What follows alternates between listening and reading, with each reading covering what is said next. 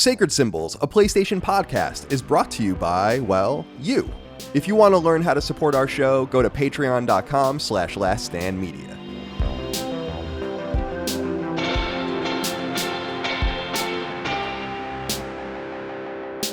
Greetings and salutations. Welcome back to Sacred Symbols, a PlayStation podcast. This is episode 136. My name is Colin Moriarty. I'm joined as always by Chris Raygun. Chris, my beautiful son. How are you today? I'm good. It's another day. You Yeah. know, I woke up actually like today, and I was so phenomenally tired. It was like I didn't sleep at all. I felt like I laid down in my bed last night. I blinked, and it was morning, and I got no rest. It's terrible. That's the worst. It is the worst when Yeah. you wake up, like when you, your eyes shut and then you wake up and it's game on. So I'm sorry to hear that. What's going on? I mean, are you going to New York? I mean, when are you making the move here? We're all curious. Man, I always hate talking about this because it's just constantly in flux. But the plan right now is hopefully, if everything goes according to plan, by the end of the month. Oh, cool. That's exciting. Mm-hmm. February is a short month too. Mm-hmm. So you don't have to wait, 30 or 31 days, which is positive. Well, I won't keep bringing it up too often, but I'll bring it up nonetheless every so often until we figure out what's going on with you. Dustin, you're also here. Dustin Furman, the executive producer of Last Stand Media. Now, Dustin, I'm just going to jump right into this real quick. I'm not even going to let you speak yet. Sergio DeVivo wrote into us on Patreon and says, let me just say it. I'm finding myself a bit disappointed in the episodes where there's no D in the mix. He's actually very good at this and provides different insights to things than Krillin. He's definitely exceeded my expectations, and given the fact that he'll only get better at this, it's pretty impressive. That said, don't let it get to your head, though, kid. In fact, let's not tell him this at all. Great work, boys. Keep fucking that chicken. Thank you so much. I just wanted to inflate your ego. We're asking for him. Now, I can, even when Dustin isn't here, I'm ready to give you the D. You know? But this is a different kind of D. And just as pleasurable. Yeah, so welcome. How's life in Pennsylvania? Life is good, it's been kind of snowy here in the Northeast. We didn't get it too bad, but I've just been, hanging out, staying inside, and I don't know, I woke up like with a little bit of a headache today, like one of those like head feelings where you're like, am I getting sick? And then I just like had some coffee and I felt fine. It's always scary, especially this year. Yeah. So other than that, though, I'm good. I'm just like, I've been thinking about, last week was my first video appearance on the show. And one of the top comments is, Dustin's head is so beautifully round. I know. I saw that. I actually gave it the little, extra thumbs up thing. Yeah. And so I think that overall, I think I can take that as a compliment. But the other thing was that one of these comments, and there was a few like this that said, Dustin's voice doesn't do him justice. I'm like, that is kind of a backhanded compliment that I don't know how to take. Yeah. Well, what does that mean exactly? Do I have an ugly voice, boys? Like, I've never been told this before. I don't know how to take it. No, I don't think so. I mean, everyone has their own different voice. I'm very rarely graded by voices, or accents. Like, the hardcore Massachusetts accent really grates me just because it sounds like so much effort to talk like that it borders on absurd. Sure. And I lived in Boston for 5 years, and let's just be honest, there's nothing more unattractive than that accent coming out of a woman's mouth. It's so funny because I know so many women from Massachusetts, having lived there and gone to school there and all of that, and I'm dating a girl from Massachusetts now, and I've never been friends with a girl who actually had that accent. You only came by them in passing, and I'm like, oh no. Yeah, it was always like side characters, Right. Wicked.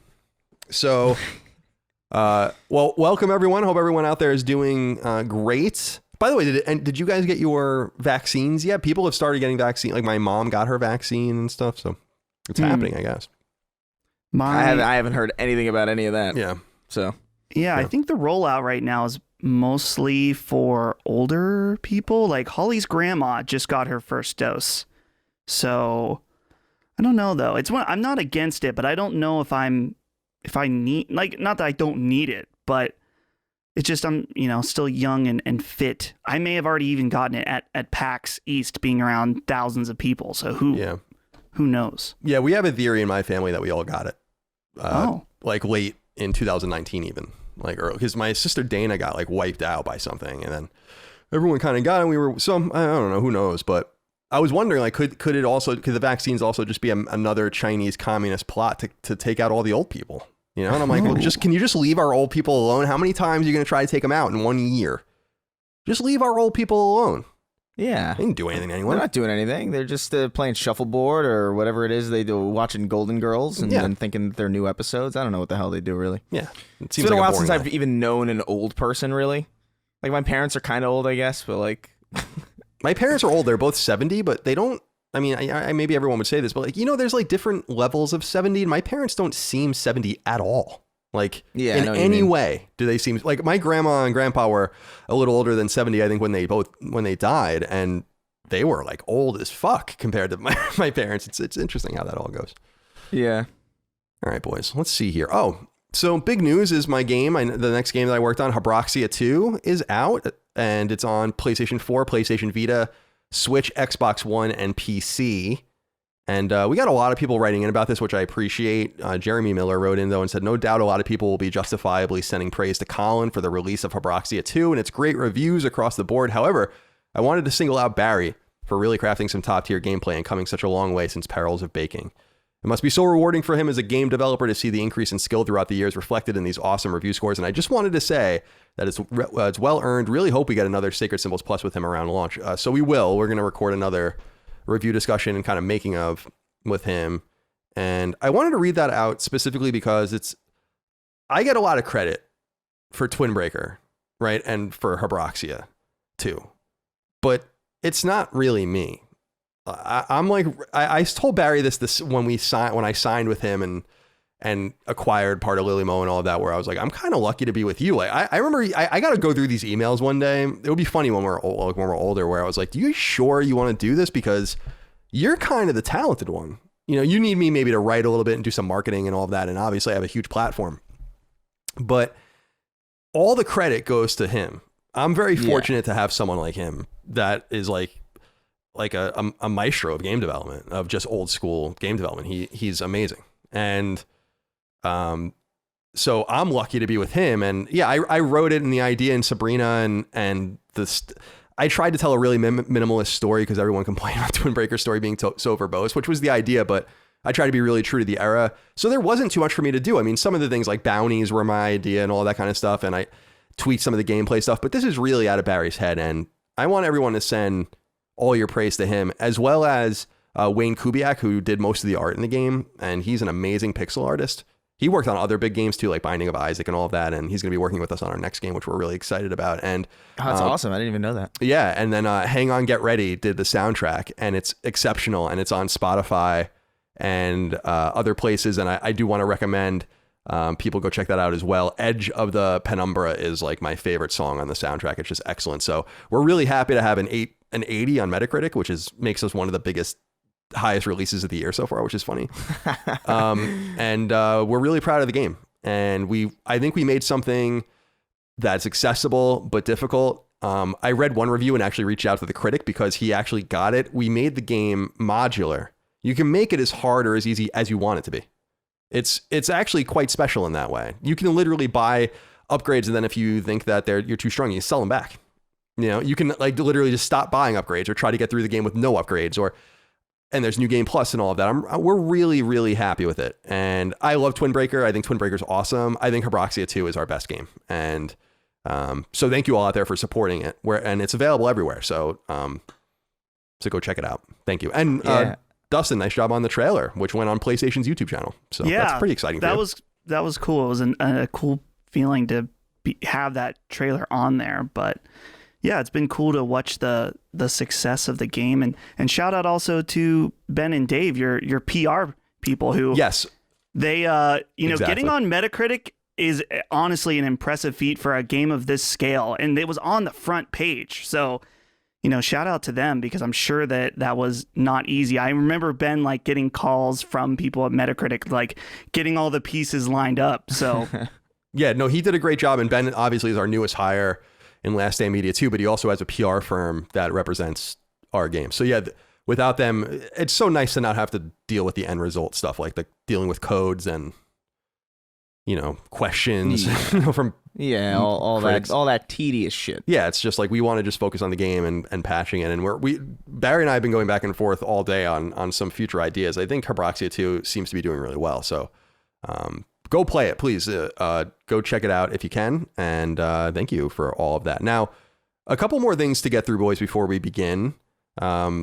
In earnest, I just wanted to shout out this question from Michael Brendan, who has a sharp eye. He says, "Hey, Colin, as someone who grew up skating in the late 90s and early 2000s, I was surprised to see you wearing an Axion footwear shirt on the last episode of Sacred Symbols Plus.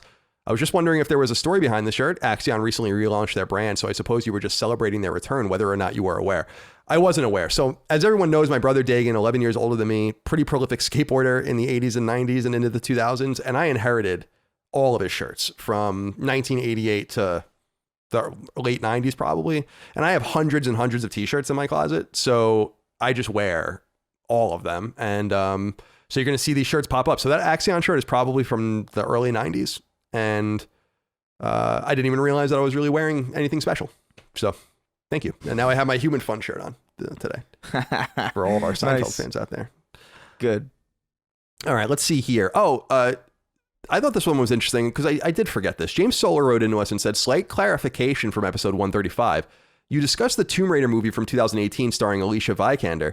Upon hearing that it was released in 2018, Chris stated that he thought it was much older than that. Guys, did everyone forget the Tomb Raider movie from 2001 starring Angelina Jolie and its sequel from 2003? Chris, that must be what you were thinking of." No. I'm very keenly aware of the Angelina Jolie Tomb Raider. Oh, okay. I just really thought that Alicia Vikander film was like, I thought that was like maybe like 2014, like that seems like something. I guess you know what it is, because 2018 is pretty recent, but I guess because of the way things have been for just the last year, and even just the general stress from 2018 onward, it just feels like way longer ago. But I was thinking of the Alicia Vikander one because I remember thinking like, why would they make this now? Tomb Raider hasn't been a blockbuster thing for like a really long time. I mean, the new Tomb Raider games are good and then they sell and people like them, but it's not like, a phenomenon. It was definitely. It wasn't like back in the day where she was like the kind of like the spokes. She was like on the cover of magazines as like the kind of like the female ambassador for video games. Her and her fat triangle tits. Yeah. Jesus, that was vulgar. I didn't mean for that to be so vulgar. I thought I was saving you with that comment. Fair enough, but no, I just totally forgot. I did forget about it. I mean, I haven't thought about that Angelina Jolie Tomb Raider movie maybe ever. Really? Like I can safely tell you that in the last 15 years, that movie has never even entered my consciousness until I read that That's comment. wild. Yeah. I've thought about it several times. Oh, interesting. Just because it's such a weird, like that's a thing that ever happened is pretty wild. Yeah, it's interesting. Angelina Jolie played Lara Croft. There was like a Doom rock movie back in that time frame. That was like when they were kind of testing the waters again with video game movies. Yeah, and Resident Evil came out of that too, which was pretty prolific, at that time too. Mm-hmm. And I do think about that movie, even though I've never seen them. I do think about Resident Evil every so often with what's her name, Mila Djokovic, right? Is that how you say it? Yeah. I can't believe I pulled that one out of my mind. I'm usually stupid as shit with actors, so let's keep it rolling before we embarrass ourselves further here. Did want to let everyone know, PS5, if you have one, new firmware update. This fixes a pretty pernicious problem where if you're using PS4 discs, apparently it's like not it's like cross-gen. There's something where it's still playing the PS4 version. Anyway, this is a big problem, and it's apparently fixed with this, so go check that out. And wrapup.playstation.com is available again this year if you want to go see like your overall statistics. I don't find this very compelling, guys, because it's totally inaccurate. Like, there's no way that these numbers are accurate for my game time and all. I mean, there's no way. It's like, Ghost of Tsushima, 68 hours. I'm like, I didn't play Ghost of Tsushima for 68 hours. Yeah, like, I know that's true. I'm not even going to put this out there because it just seems like I was playing Ghost of Tsushima for 68 hours, maybe 40, probably less. So I don't know where these numbers come from, but you can go check it out. Did you guys, either of you, do your wrap up? I think I checked it out and I noticed the same thing that you noticed, where I was like, "There's no way." I didn't play like Tony Hawk's Pro Skater 1 and 2 for like 2,000 hours.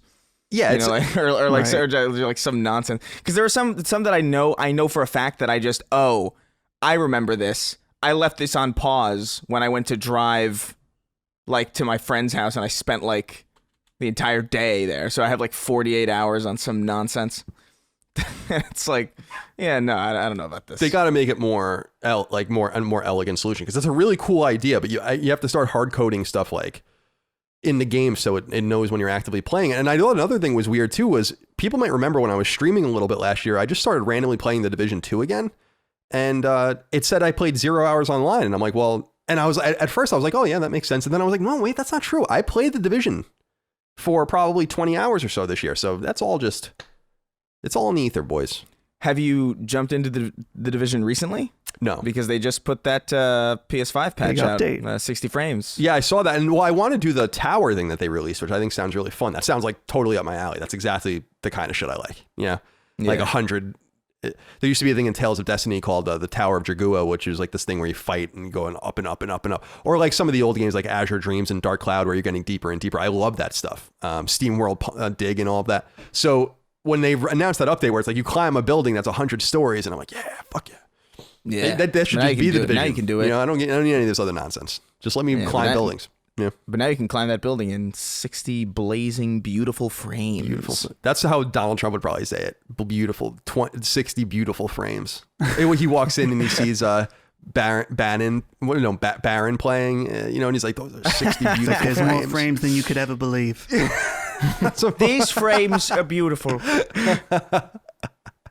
You never seen so many frames.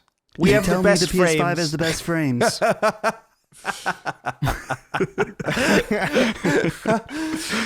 He'll always be funny in that way. You know, he is funny. Yeah. He's a funny guy. Do you think he knows he's funny? I think he obviously knows, right? That he's funny. I don't think he does, actually. Really? Because I was hoping, like, don't you understand how funny you are and that you could have taken advantage of that? You went down a dark path, though. Yeah. You know, whoops. Like, I have PS5 has the best frames. Xbox, not so good. Sad. All right. There's a few pieces of news that I just wanted to talk about. One game related, one not, before we get into what we're playing and then the real news of the week. Clark Petrie wrote in and said, "Hey, Laststanders, I know this isn't directly PlayStation related, but it's pertinent for the industry. Thoughts on Google closing their internal Stadia studios? Jade Raymond is out, and it appears that Google is shifting focus to their broader cloud and streaming technology, saving Stadia money where they can. I think we all knew Stadia wasn't going to change the gaming world, but I would have thought they'd keep their internal studios going a little longer. The future is cloud-based, but perhaps not just yet." So I saw this, and I was good enough to not retweet my 2019 tweet where I said, a prediction Stadia is going to fail, which I wanted. I'll save that for later, but I know people that work on Stadia. I don't want to be mean. Yeah. And by the way, it seems like anyone that's affected is actually just going to move around in the organization, which is good. But Stadia was obviously going to fail. It seems like they're going to become more service-based, or that's what they're saying. They're going to continue to publish games, but no service is worthwhile without exclusives. Otherwise, no one's going to use it. So, Chris, what do you think about this news that was coming out about them? Yeah, no, I mean, I'm not surprised. I was saying the same thing when I first heard about it. I was like, what? Like, you know, cloud gaming is cool as kind of a feature that exists as a part of a greater feature set. Like, I think the way that PS Now does it, obviously, PS Now isn't the best example because PS Now is like still kind of like the only way you can play those games is by streaming. But, you know, as an external kind of little bell and whistle onto an already kind of, you know, robust, you know, offering or a robust service, it works pretty well. Like, I could see myself being on PSN or Xbox Live and being like, oh yeah, you know what? If I haven't played Red Dead Redemption 2, it's like, oh, maybe, you know what? I'll give Red Dead Redemption 2 a try and I'll stream it instantly and I don't have to spend like 10 hours downloading 90 gigabytes of 4K textures, you know, like I could see the benefit of that. But ultimately, eventually, I'm going to want to have that game installed so I don't have to rely on internet. So like the thought that their entire business model was based around you can only stream, like that was a problem from the get-go. And I think PlayStation had a leg up. I think Game Pass had a huge leg up with the xCloud stuff. It was like there was just no way they were going to compete. So this doesn't surprise me. It's especially just because it's just kind of in Google's heritage to just sort of pump a lot of money into things and then just like them not work. Like we had Google Glass, Google Plus. Isn't there a website dedicated to everything that they've shut down? And it's like hundreds Google of things. Graveyard. Is that what it is, Google? Yeah, because this is what happens when I like Google. I think they're a good company. I think they're a little nefarious, but they make a good product. But it's like, just focus. You're not Amazon where they don't seem to be striking out and like striking off rather and like finding great success like Amazon has, where it seems like Google just like focus on your core business. We just want you to focus on your core services and we don't really need anything else from you. Google, remember Google Plus or whatever too, that the social media, which almost seemed like it couldn't fail because of that, and they even integrated it in the Gmail and it still didn't work. So Dustin, do you have any comment about the closing of their studios?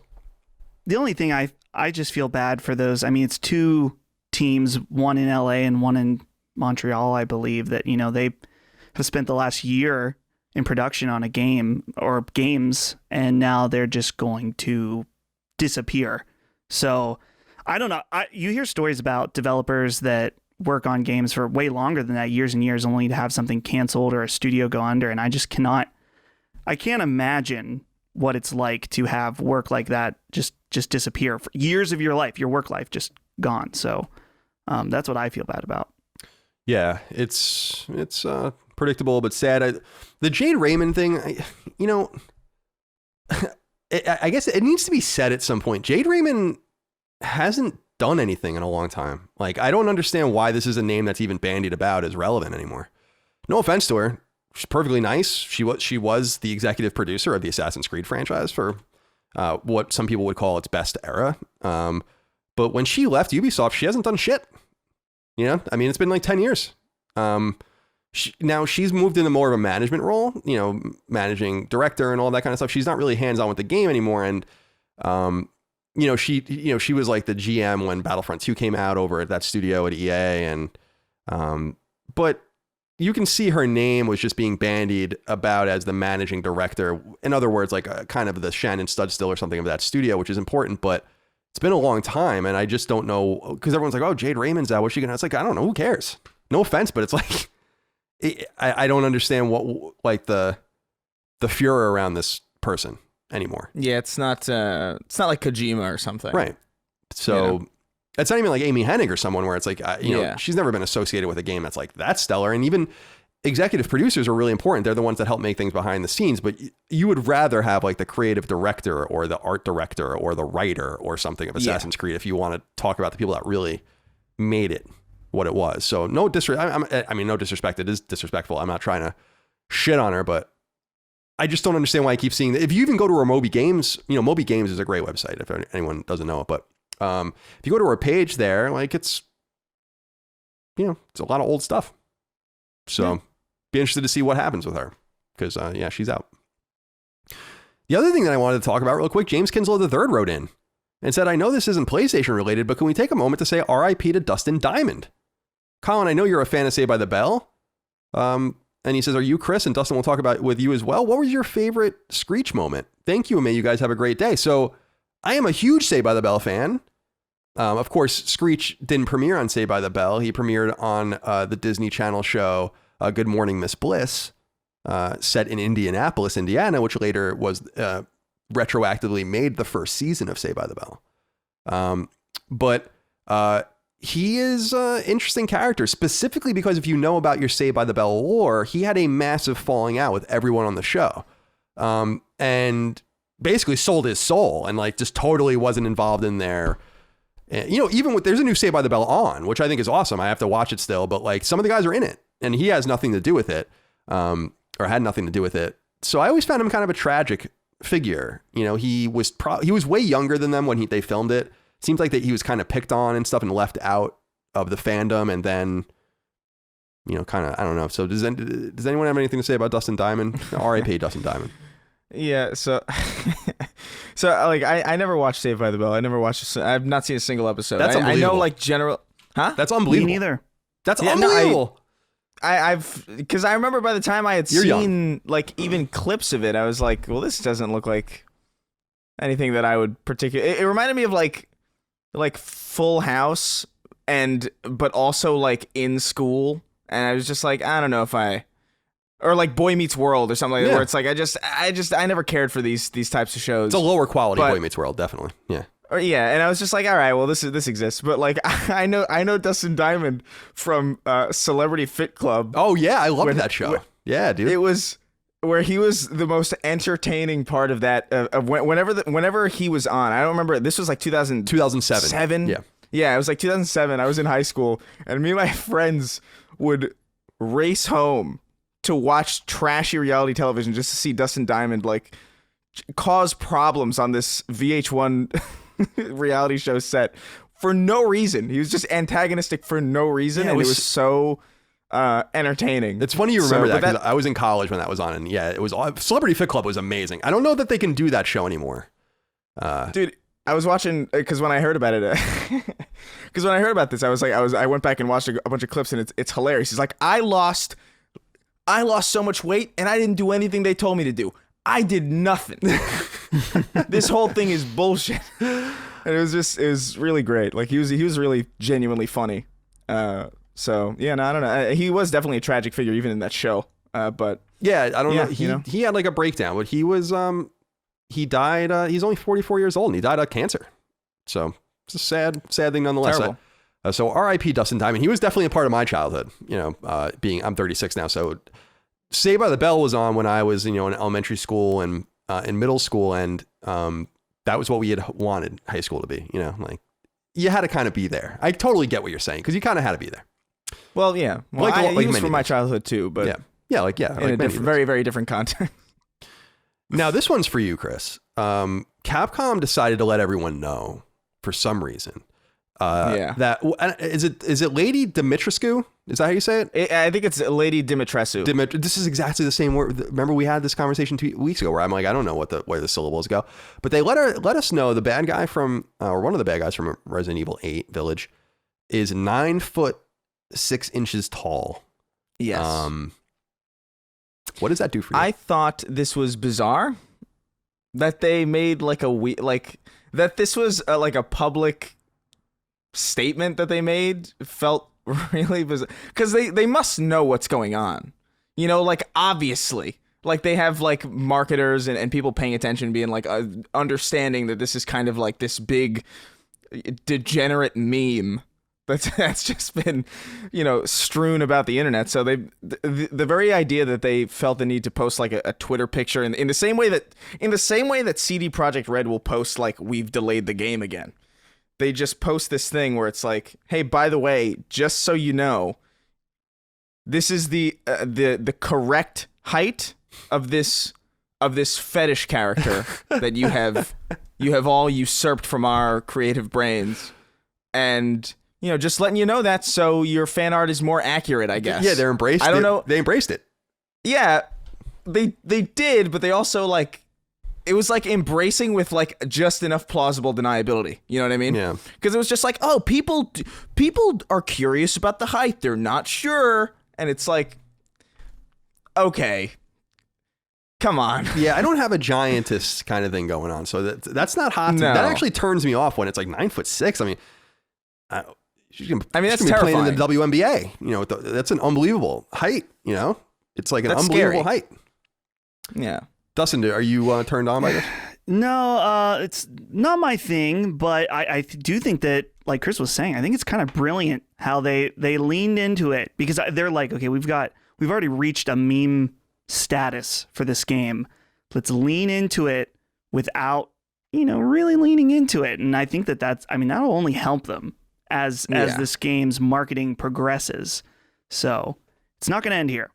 Yeah, if you could get your game memed, like even if it's like a negative, like even if like it's a negative connotation, I feel like any kind of press like that does a lot of good. Yeah, I totally remember agree. when that monkey, the Halo Infinite monkey, like Greg or whatever the hell. Oh, that was Craig. Yeah, Craig. That was hilarious. That was awesome. And it was awesome. Like, I don't think anybody was really upset about that. That was like the funniest part of that whole thing. So it was like, yeah, you know, if you can reach this status, then like you got probably like something that's at least surefire to get like a lot of attention. And I'm excited about Resident Evil, honestly. Me too. I am too. It's soon. Yeah. And you know, this exposed me to the whole, I didn't know, you know, everyone has their own fetishes. That's great. And obviously, you know, you see that there's like big girl and not like fat, but that's too, but big girl giant fetishes or whatever. I guess I just didn't realize how common it was because people are into it. I mean, in fair, I do think most of it is just people running with a joke. But I mean, this goes back to like, what is it? What is it? What's the show? Futurama, the death by snoo snoo or whatever the hell. Have you ever seen Futurama? I have, but I'm not familiar with that. What? I'm not like you. I'm not a watcher of the show. I've seen it. That's all right. That's fair. I'm sorry. I'm sure people in the audience will understand. You've never seen Saved by the Bell. I've never seen Futurama. So, well, that's not true. I've actually seen it, but I don't. These are two vastly different cultural touchstones, I think. Sure. Though. They are. Saved by the Bell is way more important than Futurama. So they are two different cultural touchdowns. That might be the most controversial thing that's ever been said on this show.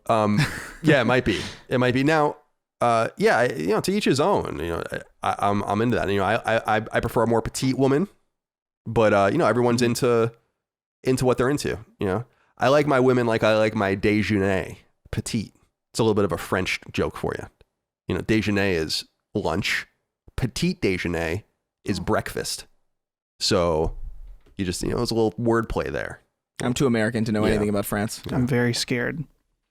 You should be. All right. Donnie KG wrote in, said, hello, C and sometimes D. I am writing today regarding the man who is married to the psychopath who eats cheeseburgers and sandwiches one layer at a time.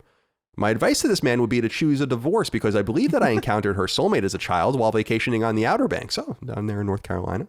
I was at an outdoor restaurant eating with my family when I casually glanced over at a man sitting at a table by himself. A server placed a large basket of French fries down on his table, and I watched him eat the entire basket with a method that can only be described as sociopathic. He would grab a single fry, move a classic solid red ketchup squeeze bottle up to it, and then squirt a line of ketchup along the entire fry before eating it. He proceeded to repeat this process for every single fry in the basket. We made eye contact at one point, and I am very certain that he was a serial killer. Anyway, the image of him and this other guy's wife sitting at a burger joint and eating together is priceless. Keep up the good work and congrats on the success in 2021. Thank you, Donnie. I'm glad that you retained that story for someone. That stuck with him. It's an interesting thing to stick with a boy, isn't it? Seeing a man eat French fries in a peculiar way. I have bigger... Yeah. Donnie, I think you've exposed yourselves to some questions that we might have for you as well. Some people like sometimes it's about the ketchup and not the fry or the dip. Sure. My friend Brandon will just eat queso or dip. He's a man who knows what he wants. Dip, no. He skips the chips and he goes for the queso or the salsa, whatever. He says, fuck it. And I respect it. Yeah. This, on the other hand, the ketchup bottle might touch the fry. Yeah, it's also just too much ketchup. I mean, I like ketchup, but it's too much ketchup. I've never been... If I need ketchup to make my fries taste better, then I'm just not going to... Then I clearly don't... Like, I know people who, like, I wouldn't even eat fries if it weren't for ketchup. And it's like, then why... Then don't eat the fries then. You don't like fries. You like ketchup. Just get a spoon and be a sickly degenerate and just spoon the fucking ketchup down your gullet like you know you want. Like, I don't understand. Like you know you want. I hate ketchup, dude. Oh, I love it. I can't do it. Ketchup and mayo all day. I go through so much ketchup and mayo. I can do mayo. I can't, like, I don't know. There's something about ketchup that's just like because it's like a vegetable fruit thing. It's like this like thing that's like supposed to be like it's vinegar and it's derived sweet. You know, from like healthy things, but it's also just this sugary syrup. Yeah, you know, like it's just there's something. Dude, and Chris, here's the thing. I don't like it. I agree with everything you say about ketchup, but here's the other thing. I think I've said this to Colin when we were, hanging out at one point. You got to prime ketchup. Like, you got to shake it up, or else it's going to get like this ketchup pre-cum all over your plate, like just a watery, disgusting explosion. I saw this happen multiple times throughout my life, and I think, why? It's for that reason alone. You need to just leave the ketchup in, wherever it is, far away. Yeah, you got to shake. Yeah, I remember being with you actually. Yeah, and I just let the ketchup juice come out, but that wasn't intentional. I mean, I didn't want that to happen. It's That's just so like, fucking. But it happens to everyone. Yeah. Okay. We've established already also Chris doesn't have time to dip anything anyway. So I like some dip. Like spinach artichoke dip is amazing. I could eat that shit. I could eat that out of a bowl. Yeah, it is good. I like artichokes itself. a lot. You know, when you go, there's like a restaurant chain in California. What the hell is it called? Where they like give you the artichoke. Like that's their thing is they give you artichokes for like a appetizer and you just eat them and throw the shit in the plate or whatever. It's so good. I love them. Oh, artichokes are so good. This episode of Sacred Symbols is brought to you by BetterHelp. So we here at Last Stand Media have long been vocal advocates of mental wellness, and there's a reason for that. I personally happen to believe that if you take good care of your mind, just like we strive to take care of our bodies, life can't help but improve. And I believe BetterHelp can, help you on your path towards feeling better in your everyday life. I mean, consider this. How are you doing? How are you really doing? Could you use someone to talk to, someone to talk things through with, someone to help you find a path towards a healthier reality? BetterHelp is customized online therapy that offers video, phone, and even live chat sessions with your therapist. So you don't have to see anyone on camera if you don't want to. And I truly think therapy really can help build out your coping toolkit, no matter what you may be dealing with. Depression, anxiety, a lack of motivation, temper, or stress, and even insecurities in your personal, dating, and work relationships. We all go through these things, my friends. I go through them, you go through them, everyone does. It's no secret that the last year has been especially hard on all of us, down to a person. What's important is being open to positive change, and I think BetterHelp is on the cutting edge of offering just that, with a modern approach that best fits your needs and style. It's more affordable than in-person therapy too, so there's that. And hey, at the very least, BetterHelp opens an avenue to see if therapy is even right for you, which I believe it will be, because we can all use some help and someone to talk to. To try BetterHelp for yourself and get 10% off your first month of sessions, go to betterhelp.com/symbols. That's BetterHelp.com/SYMBOLS. And begin your journey towards mental health and wellness. Again, that's betterhelp.com/symbols. BetterHelp.com/symbols. All right. Blake Gevedin wrote into us, Chris. This one's for you. It says, hello, gentlemen. I'll get straight to the point. I recently watched on YouTube Sacred Symbols episode 134, and I was appalled to witness Chris unhinge his jaw, snap his head back, and drink nearly half a bottle of Snapple in one gulp. My question is, what happened to you to justify drinking a delicious Snapple that way? Who hurt you? Was this performance art or simply a glimpse into your daily perversions? Colin, keep an eye on your son. I fear he may be going down a dark path. Now, Snapple is a nectar of Long Island. It's not there anymore, but that's where it was founded. So we have a great support on this show for Snapple. I'm afraid maybe I just have seen you and been around you too much. But Chris, I didn't notice that you did this kind of almost bird-like detached gullet thing. I must have been super thirsty. I don't normally do. I like to make my Snapples last. Yeah. You know? Sure. No, I don't know. Like Snapple's just been like around for like my entire like in New York especially. Like in New York City proper, even upstate New York. Like you are never more than like 50 feet away from like a place that will sell you like a Snapple. And back in the day, they used to come in like glass bottles, purely glass. And you would pop. Maybe you ever do the thing when you'd hit it on the bottom, with your wrist? Yeah, that's what you're supposed to do. Yes. You hit it on the bottom, get the tea, you shake it, you pop. It's like it's a satisfying like drinking experience. But I remember like when I was a kid, it was just always the most refreshing thing you could get that a kid could drink, because it was the only like iced tea or like lemonade or anything that came in a glass bottle. Everything else was plastic, or everything else came in a can, and glass gets super cold. So in like those New York summers where it's like kind of unbearable, they're just lifesavers. So I've just been drinking them for fucking ever. Yeah, they're good. I love Snapple. That must have just been like a really thirsty day, I guess. Tea goes down easy. Yeah. It's funny because I don't like tea, but I like the Snapple lemon lime or lemon tea or whatever. Yeah. Snapple lemon's amazing. Yeah. And very, very good. Very good drink. Very sad when they left Long Island for Texas. Cheaper to do business there though. They're not in glass anymore anyway, so I know they don't have my heart anymore. I was talking to someone though. Do you guys are young. We've already established that was Saved by the Bell, but do you remember when Gatorade came in glass bottles? No, I don't even remember this. Yeah, so that was a thing that used to be too, because you were reminding me like how Gatorade used to be so much better when I was like really young, playing like Little League or something, because it came in that glass bottle and you take it out of the case and it would just. But then they got rid of the glass bottle, and the reason I remember it so well is because I got a big slash on my. You can't really see it anymore as I'm getting older, but I got like I broke a Gatorade bottle with a hockey puck when I was a kid. I shot it at it and it like exploded and like gashed me, and that's why I remember. Holy shit! That's probably why they stopped. It's your fault. It is. That they got rid of glass. God damn it. We should have Everything tastes better out of a glass bottle, I think. And like I think that's why Mexican Coke is so delicious, like compared to like just like your plastic tastes like plastic. Like you can taste the plastic in a drink if it's been sitting in there for a long time, and glass is just pure.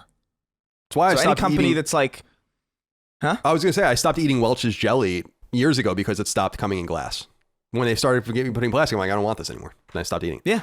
It's unappealing. Yeah, it's just, it's not what I want. You know, everything used to come in glass. It was awesome. Mayonnaise. Yeah. You know, like, but not anymore. All right, guys, let's talk. This is a video game podcast. We can talk about the things we're playing. Let's go over to our guest here, Dustin. It says you're playing Dark Souls Remastered. You're doing this on Twitch? On Twitch, right? I am streaming. Yeah. I am a streamer now. No. But yeah, It's been going good. I've never played the original Dark Souls all the way through. I like rented it at Redbox when it came out and when I was in like, I don't know, high school or something. And I didn't really like it at the time, but I'm going back now. I want to play through all of the Souls games, and it's been good. It's weird because this game is like hailed by people as not only the best Souls games, but also like one of the best games of all time. And I have a healthy respect for it because of clearly it really kickstarted a new subgenre of games. You know, there's so many imitators now.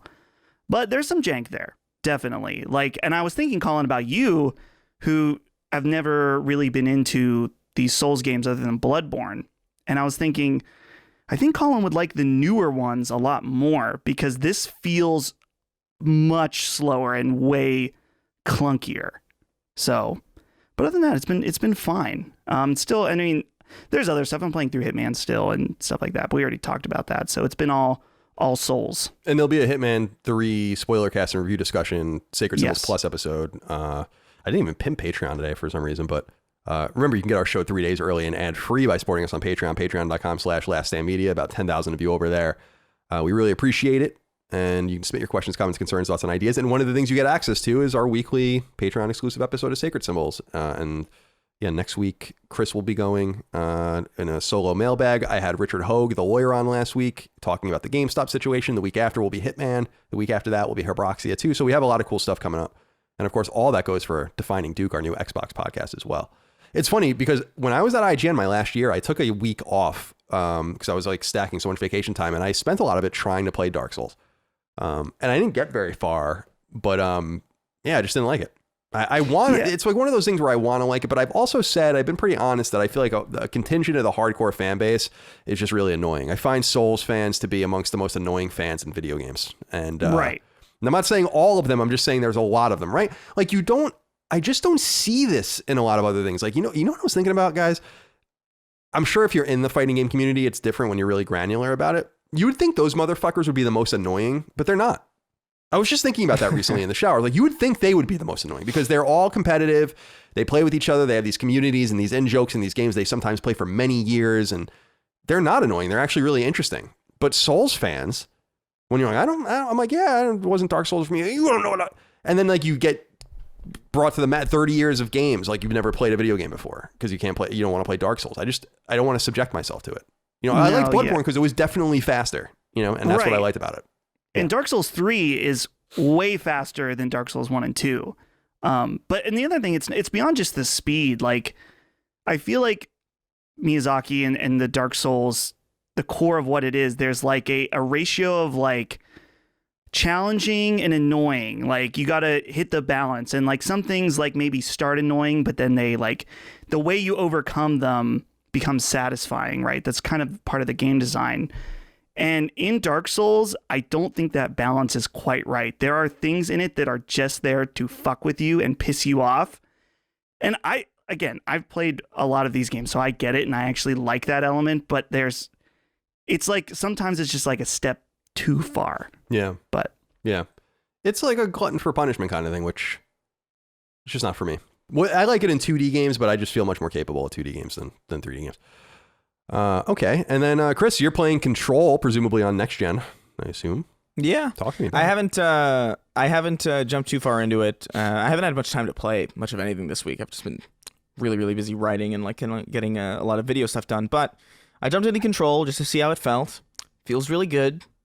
Kind of annoyed a little bit that I wasn't expecting that my save would transfer, but like kind of want to play the DLC, and I don't feel like playing the DLC without going through the game again. So I think I'm just gonna try and like breeze through Control just so I can get to the DLC that I wanna play.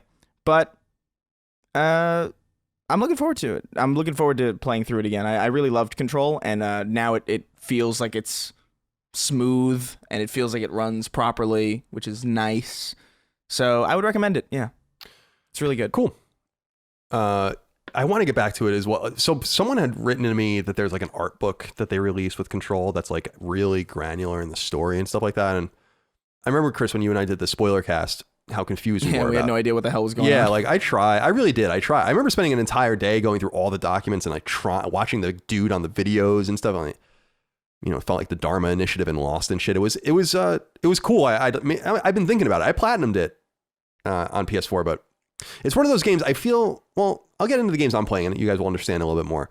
I feel a little bit liberated recently. I just don't feel like there's anything to play. It's kind of nice. Like, I'm like, I don't really care. There's nothing is coming out. I really feel like nothing comes out until May almost. Like, that's when Deathloop comes out and all that kind of stuff. So, and Returnal's coming out now at the end of April. So we have a little bit of time. So here's what I did. And I went and just looked this up on Twitter. I just tweeted out on January 30th. So last week, I was just like, recommend me some games. Here's what I don't want. Here's my profile on PSN so you can see what I've played. And people recommended me a bunch of stuff. And I went through and I selected 8 games that I never really looked into before and went and watched the trailers. And they look, people have sent me hundreds of games, but I selected 8 selections and then I sent each of those people a copy of Hyroxia 2 for the suggestions. And so I have this list of games. I went and bought them all. Plus, I bought 3 other games that Barry at Lily Mill recommended me. So that's what I've been kind of messing around with lately. And I don't know how far I'm going to get into this kind of initiative to just kind of take out these other games. But 2 games I've been playing, one on Vita, one on PS4 via PS5. So the Vita game I'm playing is a game called Riddled Corpses EX Plus. And this is a game developed by Diabolical Mind, which is a Spanish studio. Came out in 2018 on PS4 and Vita. You can play it on Switch, I think now. It's on PC. It's just a very basic, in premise, twin stick shooter that's all about gathering more gold and a higher and higher score to buy more equipment and more characters and level those characters up and get further into the game. It's only 6 stages. You can probably beat the game in like 20 or 25 minutes. It's really good. I've been sitting in bed at night with it and playing on Vita and watching like reruns of Hoarders on YouTube. So I've been playing that, but then when I'm like a little more invested, I've been playing another game that I've actually seen before and I really wanted to play it and then I forgot. It's a game called Arafel, ARA space FELL. And it's a role-playing game, a 16-bit style role-playing game from a studio called Stegasoft. And this game is dope. And I was talking to Barry about it. I was like, this is kind of, I'm writing my role-playing game right now, which is in the 16-bit aesthetic. And I kind of got a fire lit under my ass playing it because I'm like, wow, these guys really get it. This is some of the stuff that I'm really looking to do in our game. I think our game can be better than this. No offense. I mean, we'll see. I think that the graphics are really beautiful. Like there's weird stuff where like the environments are beautiful, but then the characters don't look very good. And there's a lot of like palette swapping. So it seems like they went the full effort in some ways. And then they kind of didn't go the full effort or weren't able to go the full effort with like the sprites and stuff. But it's really fun. And if you're into turn-based, just really basic role-playing games, I'm playing it on the hardest difficulty too. So you just have to walk around dungeons and fight over and over again and level up and get new equipment and customize things and whatnot. It's just, I like that stuff. It's great for podcasts and all of that. So yeah, so Riddled Corpses on Vita, Arafel on PS4. And if people are curious about the other games that were recommended to me that I bought a game that I went through, Neurovoider, Sparklight, Project Warlock, Ruiner, Slay the Spire, which is supposed to be excellent, Other Side, and Battle Chasers Night War. And then I also downloaded the rest of the games from the Diabolical Mind team. So Riddled Corpses is the first one. Then they did a game called Demon's Tier, which I bought, and then Xenon Valkyrie, which I bought. And I think they're all kind of similar. So that's what I've been playing. Nice. We've all been pretty active. Not bad. Yeah, not Pretty bad busy. at all. Yes. I've felt inspired to play lately. It comes and goes. I'm always playing games, but it comes and goes when I'm like really, really into it. Over the holiday break, I really was into it. Then I needed a little bit of a break, but now I'm back.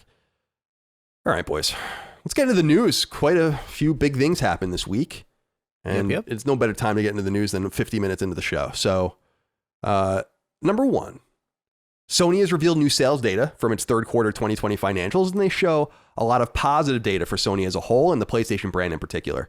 For starters, we have PS5 numbers, at least kind of. The data shows that Sony sold 4.5 million PlayStation 5 consoles by the end of December, which isn't exactly up to date, but shows a trajectory in line with PS4, but under much more significant supply constraints and arguably equal demand. Sony stacked 1.4 million PS4s onto the pile in the last quarter of 2020 as well, along with 103.7 million pieces of software across both consoles, with approximately a fifth of those sales by volume coming from the first party. PlayStation Plus continues its quarter-over-quarter growth too, with 47.4 million paying subs, while PlayStation Network itself has 114 million active monthly users, which is essentially how many PS4s and PS5s are currently in the wild. Sony declined to reveal software sales, however, apart from noting that Miles Morales sold 4.1 million units across PS4 and PS5 by the end of December. Unfortunately, it doesn't seem like supply will meet demand for PlayStation 5 anytime soon, however. Trusted newswire Reuters reports that the company's chief financial officer, Hiroki Totoki, as stating that, quote, "It's difficult for us to increase production of the PS5 amid this shortage of semiconductors and other components," end quote. A fact we first discussed on last week's episode in regards to the comment out of the semiconductor company AMD, which makes PS5's custom chipsets. However, the company intends on continuing to push stock. By the end of March, it suspects 7.6 million PlayStation 5 consoles will be in the wild, though they are being made and sold at a loss, which we didn't know. A loss they nonetheless think will be mitigated by peripheral sales, making PS5's financial situation neutral. That was probably the thing that was most underreported in reading the news stories. And here's an interesting, albeit perhaps unsurprising stat. PlayStation 5s are finding their way to the hardcore first. 87% of PS5 owners, according to Sony, are PlayStation Plus subscribers. And naturally, once coronavirus has passed, Sony is looking to ramp up PlayStation 5 production significantly. Noting that they made 14.8 million PS4s in its second year on the market, they say they'd like to surpass that volume for PS5. So there's a lot of stuff there. Yeah. The financials are interesting. I went and read them. I also read Motley Fool, which is a financial website, actually transcribed their entire financial call. So that's where a lot of the data that I didn't see reported anywhere, or many places, came from, including that PS5 is being sold at a loss, which we didn't know. We actually thought that they were being sold for gain. So let's break this down a little bit. Mason Mackey wrote into us and said, "Hey guys, so it was revealed in Sony's earnings call that PS5 shipped 4.5 million units in 2020. Interestingly enough, that was more than what PS4 did in the same time back in 2013, yet Sony is much more coy about talking about it now. Why is Sony so shy about numbers now, especially when it is outperforming their most recent biggest success? I know Xbox had a good launch too, but I doubt it was enough to beat PS5. Thanks and have a great day." I don't think anyone thinks Xbox outsold PS5. I don't think anyone thinks that. But why, Chris, do you think that they are being so coy? My theory on this is that the numbers do seem the same now, but because of supply constraints and equal demand, I think they're afraid of talking too specifically about numbers in comparison because they will eventually fall underneath PS4s. Not because the demand is lower, but because they cannot satiate it. So I think that's why they're not talking about it. But what do you think? Yeah, I think that's part of it. I also think it's just kind of like a weird time to brag about numbers in this way, just because we know that like most people who want this thing can't get their hands on it. And it's not even like a traditional kind of like, oh, everybody wants them and, they're kind of sold out. It's literally just there's not enough. And it's been brought about by this like largely crippling disaster that's like kind of like just swept the globe. And I don't know, like maybe they just feel a little bit weird about being like, oh, hey, we did really well. And it's like, yeah, but I mean, half of the people who are like an overwhelming majority of people who want this thing are probably really frustrated right now. And it's, it's probably just, it's probably a bit of what you're saying and probably a bit of just general etiquette where it's like, yeah, we did well, but I mean, we'll see how this goes. We're still in the middle of this crazy thing that's very unprecedented in our industry. Yeah, and a lot of it out of their hands too with the semiconductor companies, and that could be why PS5 is being sold at a loss. They might since the market is more competitive for the stock of semiconductors, especially custom chipsets. AMD might be raising the prices, which that would make a lot of sense if you're in that much demand. So let's Dustin, I want to switch this over to you with this next inquiry. Caesar Arroyo wrote into us on Patreon and said, "Hey, gentlemen, would love to hear your thoughts on the recent article from Polygon reporting that Sony is selling the PS5 at a loss." It's worth noting, Polygon might have reported that, but that's in the call. So that's not something that they dug up. Do you foresee the PS5 as being even harder to come by for the next year or two, knowing this? Keep up the great work. Love the show. So 2 things for you, Dustin. I mean, what do you think about the console being sold at a loss? And then how are you feeling about even being able to find this? Because I really feel the more I read, listen to Sony, their CFO, AMD's CEO talking, it seems like they're setting the stage for saying like, they're being like, we'll have some chips by the middle of the year. It just sounds to me like we're not going to have this solved anytime soon. No. Yeah. And so the thing about, first of all, the console being sold at a loss, that's not abnormal. In fact, I think that, is it fair to say most consoles launch selling for a loss? I would say many. Up before. I don't know if it's a surprising amount. Yeah, I would say many have. Yeah. But some, right. it's actually, well, I'll let you talk first, but it can be really bad actually. So, right. Yeah. Specifically like PlayStation 3. Yeah. Well, the more you sell, the more you lose. It's actually kind of a weird conundrum, but go on. Yeah. So, I mean, the big question is how much of a loss, and like my assumption is that the digital version is selling at a much larger loss because it is $100 less, and that disk drive only cost them like $12. At least that's what Digital Foundry has said. So yeah, I don't know if that has any impact on the availability. I don't want to repeat too much of what we went over last week, but it's really like the perfect storm happening right now in the fact that, as Chris said, the coronavirus pandemic is screwing up supply lines. I'm sure of that. AMD is on fire right now with their Ryzen line, and so they have to fulfill not only their own chips, but they're also in the Xbox and the PlayStation 5. So they have a lot of demand to meet that just simply, I mean, Ryzen, as far as their PC line, no one even really cared about AMD CPUs for PCs when the PS4 came out. So the fact that they were able to at least, get to the same level of units out for the launch of PS5 as PS4 is pretty good, especially all things considered. I think it's good. It's funny because I think it's good that they came out, and I mean, they have to make a lot of this data public for their, investors and stuff, but there's already the narrative that's like, oh, they're doing this on purpose. There's the shortage in order to, drive up the sales. So when people see them, they just buy them. And it's like, no, sure, there are companies that do that. Nintendo specifically. Yeah. Right. But that's just simply not the case. But news like this doesn't reach, the common man, we'll say, the common consumer. It reaches people like us who already know this. Yeah, it's interesting. I mean, I read the financial stuff, and they talk specifically about how, and I said it in the news item, but how they intend on mitigating the losses through peripheral sales and stuff like that, and they're confident that it'll be like totally neutral on their books, but it can be a runaway train. Like, it's actually good Sony didn't sell more PS3s in 2006 and 2007 because their losses actually would have been even higher, and it's just weird. It's just weird conundrum that they found themselves in. And I know from a retail source of mine that I trust, and I said this when pre-orders went up for PS5, that it seems like Sony might be manufacturing disk drive PS5s at a rate of maybe 10-1 higher than they're manufacturing the digital ones. And I found that interesting because you would expect, as you said, that they wouldn't be able to extract more profit long-term out of the digital thing. Even though the disk drive is cheaper, you think that would be a more compelling product to get people involved in because you make more money on the back end selling digital games, but that's neither here nor there. So we'll keep an eye. I'm very sorry for people that still can't find one. It's funny, I was talking to Ken Levine on Twitter. He tweeted out, should I get a PlayStation 5? And I tweeted him, I'm like, no. I mean, I'm not saying this to make people feel better. I don't know that you're missing anything right now. I don't know that you're missing anything. Yeah, I mean, I'm literally playing Control again. Right. So it's like, don't feel that bad. Don't feel that bad. I think that this is kind of the cross-gen stuff we were talking about. There was actually way more of a reason for you to have a PS4 at launch or a PS3. Like when you had a PS3 at launch, especially in Europe, you had Resistance, Fall of Man, and MotorStorm and others. Like there's Demon Souls, and that's it.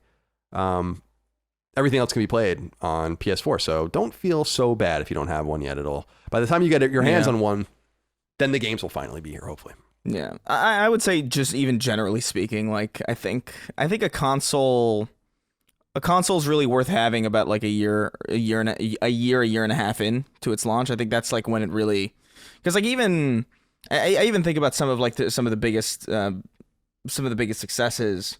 And I think about like the 360 in 2005, you had like Fight Night that looked kind of incredible, but like aside from that, it was like, you had to wait a whole year before you got Gears of War and another 2 years before you got the Halo game that you wanted. Right. So I don't know, man. Yeah, that's true. I wouldn't feel too bad about it either. Yeah, and the early 360 was really prone to break too, although they didn't fix that very well by the time their big games came out. But that was another thing everyone had to deal with, and we've talked about that many times. Yeah. Thankfully, seems like neither of the new consoles are breaking. So, yeah, no, I think that whole fiasco kind of ensured that would never happen again. Yeah, it was because Microsoft could afford to fix that. I mean, it cost them a lot of money, right? Yeah, like, it was $1 billion. Yeah, it was like something outrageous that would destroy the books of a normal company. Yeah. And they were like, "What is it? $1 billion?" It's like, yeah, all right. They just did it. And they survived. The brand survived. It's amazing. I mean, that would have... Yeah, no, I mean, it is wild. It's a testament. But also just like the idea that like any other company looking at it, it's like, okay, well, let's make sure we don't overheat. Yeah. Can you imagine the pressure? I've been thinking about that. Can you imagine the pressure of whatever group of people, right, at Sony has to be like, this thing's good to go. Like the way it's engineered, everyone's in charge, probably their little piece, right? And everyone's like, it's good to go, and you're probably shitting bricks as this thing is coming off the line, that your piece, it's like sending the space shuttle or, a spaceship, and you're in charge of like the one little piece that goes wrong and the fucking thing blows up, It's pretty serious, I'd be really nervous about that if I was an engineer, but they make the big bucks for that. And Sony does have good hardware engineers. They don't have very good software engineers, as we can see with the UI. All right. Yeah. Number 2. The Embracer Group, which we once fondly knew as THQ Nordic, a brand which itself still exists underneath it, has gone on a bit of a shopping spree, as we all know, and its velocity hasn't slowed. The Swedish-based mega publisher has announced the acquisition of Gearbox Software, technically in the form of a merger that will fold Gearbox into its operating structure as one of 8 subsidiaries. Between cash stock options and future earnings, the deal earns Gearbox's private stockholders around $1.4 billion. Gearbox will continue to operate seemingly autonomously, with Randy Pitchford, the founder of the Texas-based team, remaining its CEO. However, now Pitchford and his studio are, in the words of Embracer's own press release, quote, significant shareholders in Embracer, end quote. Gearbox, which employs more than 500 people, was founded in 1999 and primarily worked on Half-Life DLC and ports. They also famously helped with Halo's 2003 PC port. However, they hit the ground running with their partnership with Ubisoft, which netted the Brothers and ARMS series beginning in 2005, and that came to PS2, PSP, PS3, and elsewhere. 2009's Borderlands truly put them on the map, though, with the sequel following in 2012 and a third iteration finally launching in 2019. They also became a publisher of games, helping to bring recent Homeworld games, the PS5 launch game Godfall, and others to market. It's important to note, however, that Borderlands publisher Take-Two's 2K Games is the holder of the Borderlands IP, and that Gearbox will seemingly be working on that franchise for 2K in tandem with its work for Embracer. So this is an interesting one. I want to go to you, Chris. And I woke up to this a couple days ago, and everyone's buying everyone up. We've been saying this for a while, but then I saw a story. Apparently, there's been $17 billion in investment made in the last 12 months in the game industry. In other words, $17 billion from outside has come into it specifically for the acquisition, mostly of studios, but also for IP and pipeline and technologies. It seems like this thing's about to burst. Maybe in a good way, maybe in a bad way. I feel like Gearbox going with someone is kind of sad, though. I'm not a huge Gearbox fan. I like Borderlands, but they were one of the last independent studios of any size. Insomniac was another one. So I don't necessarily think this is a good thing, although I don't know that it affects the franchise I actually care about. What do you think? Yeah, I don't know if this really amounts to much personally, but at the same time, it is like, I don't my gut reaction to it is negative. I just don't, like you said, like I don't necessarily like the idea of just like everything eventually just being under this weird umbrella of just one company that just sort of makes everything. And like Gearbox was one of those places where it kind of felt like they were like in this weird space of like they were AAA, but it was also like didn't feel AAA, but not in like a negative way, not in like it's the quality's not there. It just sort of felt like they were the AAA that was kind of like outside. You know, they were just like, hey, here's Borderlands because you like it, but it's also just we're the people making this. It's not, you know, EA or Activision or Xbox or PlayStation. It was really just them. And I struggle to think of another dev of that size that is independent right now. Yeah, I can't. And that I'm is sure they kind of exist, sad. but it's rare. I mean, IO, we were talking about they're scaling from 200 to 400, but this is a team that's over 500. I don't know. I'm sure they exist, but I don't know of any off the top of my head. Yeah, I mean, well, I guess Bungie yeah. is one of the last ones. But even they're not independent really anymore. I mean, they have minority stakeholders now. You know. Yeah, no, for sure. But it's like, I don't know. This is just very bizarre. I don't know if I like it. Yeah. What do you say, Dustin? It's, you know, watching, you know, THQ Nordic and the Embracer Group, I feel like they're playing like Moneyball of the games industry, where it's like they're strategically, they're all of their purchases are like somewhere in like, I don't want to say middle tier territory, but like, you know, the AA space, as we've talked about in the past, and this is definitely their, it seems like, as far as, you know, publicly well-known companies and games, this is definitely by far the biggest. And so I'm just curious about what their strategy with, you know, this like going in and just buying so many companies. Is this going to pay off for them? Is it going to blow up in their face? I mean, I'm trying to remember was it a few months back that we saw that they were doing pretty well? Like they were having a lot of pretty profitable successes based on the fact that a lot of their games are pretty low in development costs. Yeah, they showed, I think when they're publicly traded in Sweden, but I think they also were revealing financials just to kind of show stability to potential outside investors, because I'm looking at, so Embracer, like I said, has 8 umbrellas underneath it, but there's a ridiculous amount of stuff underneath them. So they have I'll go into it real quick for everyone. They have a umbrella called Amplifier. Under this, they have 12 different studios, including Tarsier, which did Little Big Planet on Vita, and others. They have Palindromes in there, Rare Earth Games and others. And then Coffee Stain Holding, which they bought last year, is another umbrella. They just bought Easy Brain last week as well. Easy Brain is like a massive, they spent, I think, almost as much on Easy Brain as they did on Gearbox, which is in like the free-to-play and iOS space. And then Gearbox is its own thing now under there. They have Deca, which is like learning games, I think, like educational games. And then they have Koch Media, and that's where like War Horse Studio is, and Flying Wild Hog and Dam Buster and all of those guys. Then they have Saber, and under Saber is like 4A Games. They just bought Aspire, which is another indie, free-to-play kind of studio. Zen Studios is under that, and a bunch of others, New World. And then they have THQ Nordic. And that's like where Black Forest Games and Bugbear Games and Gunfire and Piranha Bytes, and they have a lot of fucking studios. And I don't know what the end game is, because I don't even know how you can manage that many studios. I don't even understand where the money comes from. It almost feels like they're going to have a glut of stuff coming out. And I question some of their investments. It's like, why are you buying Dam Buster? The fuck? Dam Buster is like a remnants of Crytek, and those are the guys that made like the second Homefront game and stuff. It's like, well, I just feel like they're just gobbling studios up with no intent. And some of them are really smart and some of them aren't. So I think Gearbox is a smart acquisition. I also think the price is pretty good. All things considered. And Gearbox, I feel like, is probably the smartest one that I've seen outside of like, I think we talked about like they bought like a really good support studio, right? Like they bought Saber Interactive, which was Saber. That was like, I think Saber and Gearbox are probably like their most reasonable ones. But like a lot of these do feel like scatterbrained, like no strategy whatsoever. I can't even envision like what the hell they're planning. This seems like a Lex Luthor like type dude, just like, buy this, we'll see where it goes, and this is like completely out of the realm of any kind of strategy minded operations. I don't know. Tyler Mitchell wrote into us. He has an interesting question. We'll send this one to Dustin. He says, hey boys, with the news of Embracer buying Gearbox, at what point can we consider them among the likes of publishing titans like EA, Take-Two, and Activision? It's a pretty reasonable question.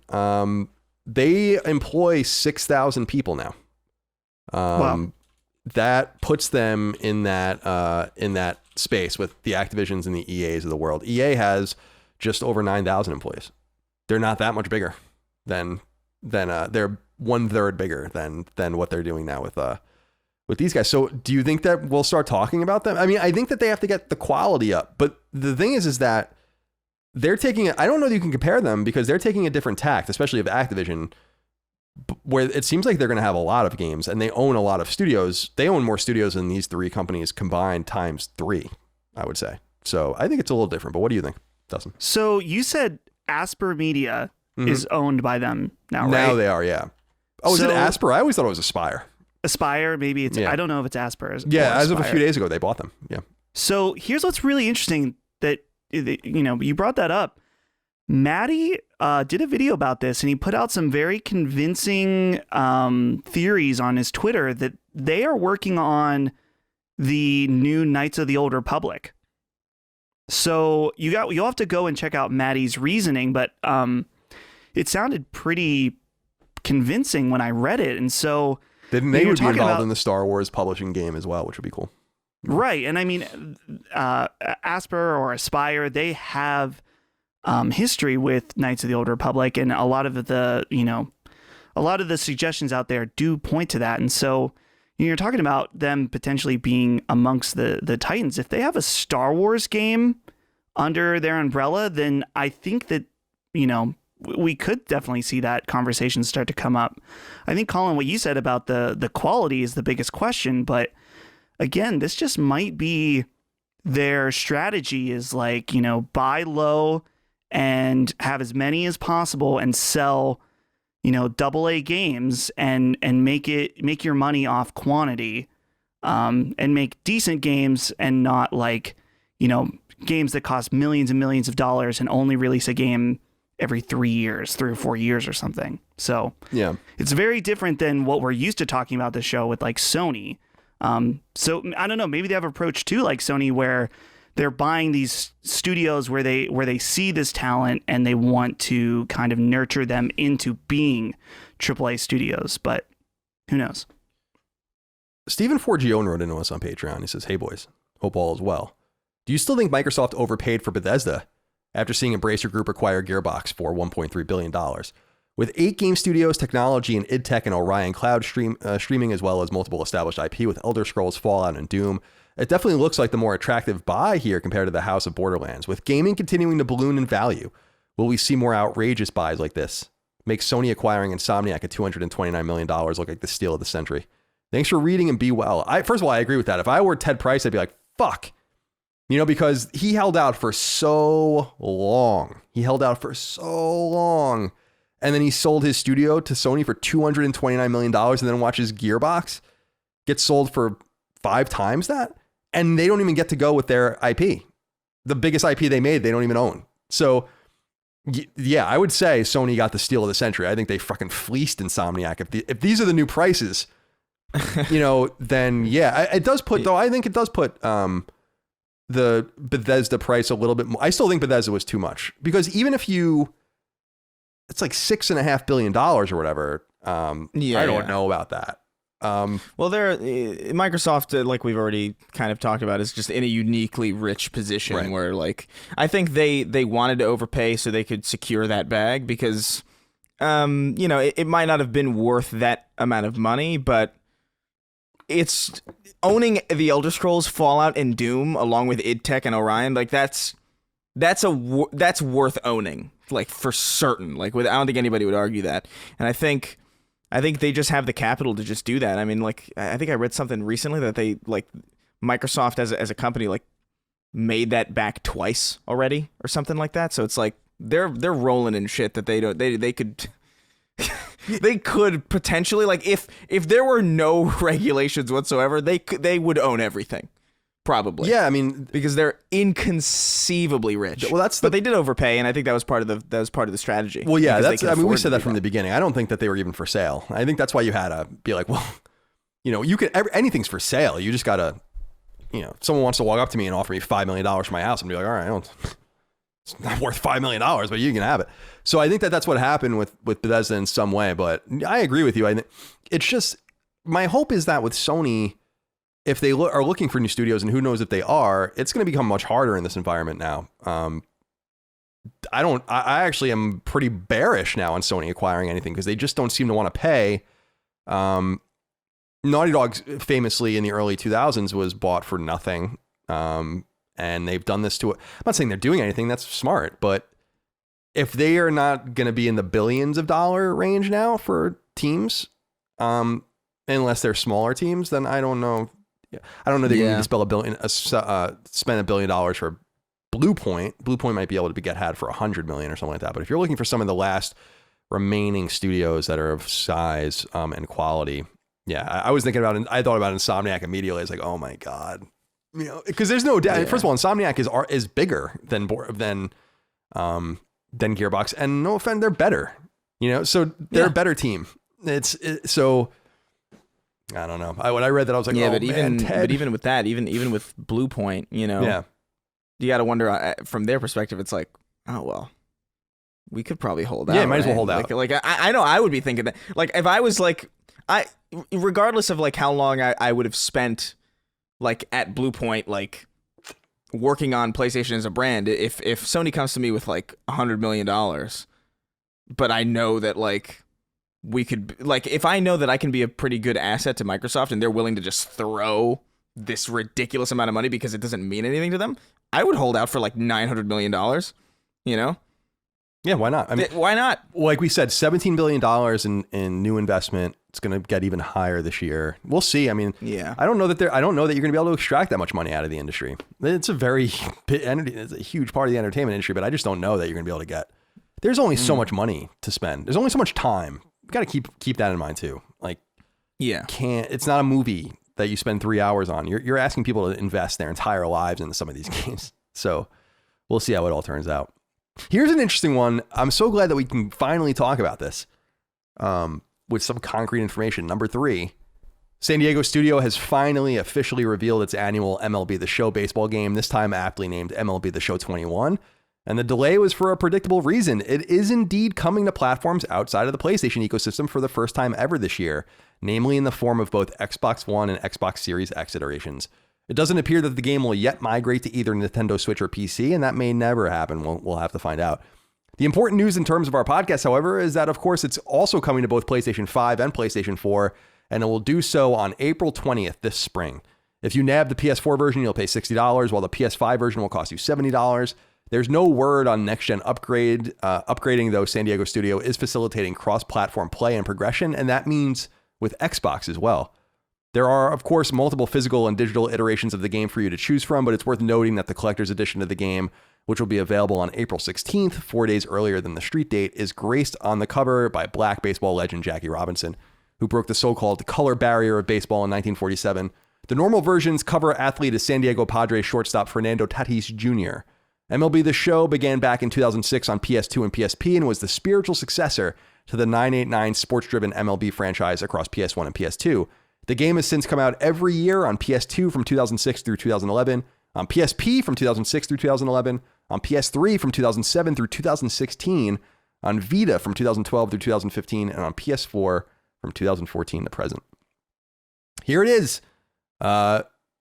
Seeing the box art, it leaked first. I don't know if you guys saw that with the Xbox thing. I was like, oh my God. And then it just was very weird. And then reading the press release was very weird because if you read Xbox Wire, they acknowledge San Diego Studio and PlayStation. And if you read PlayStation blog, they acknowledge Xbox and Microsoft and actually thank them.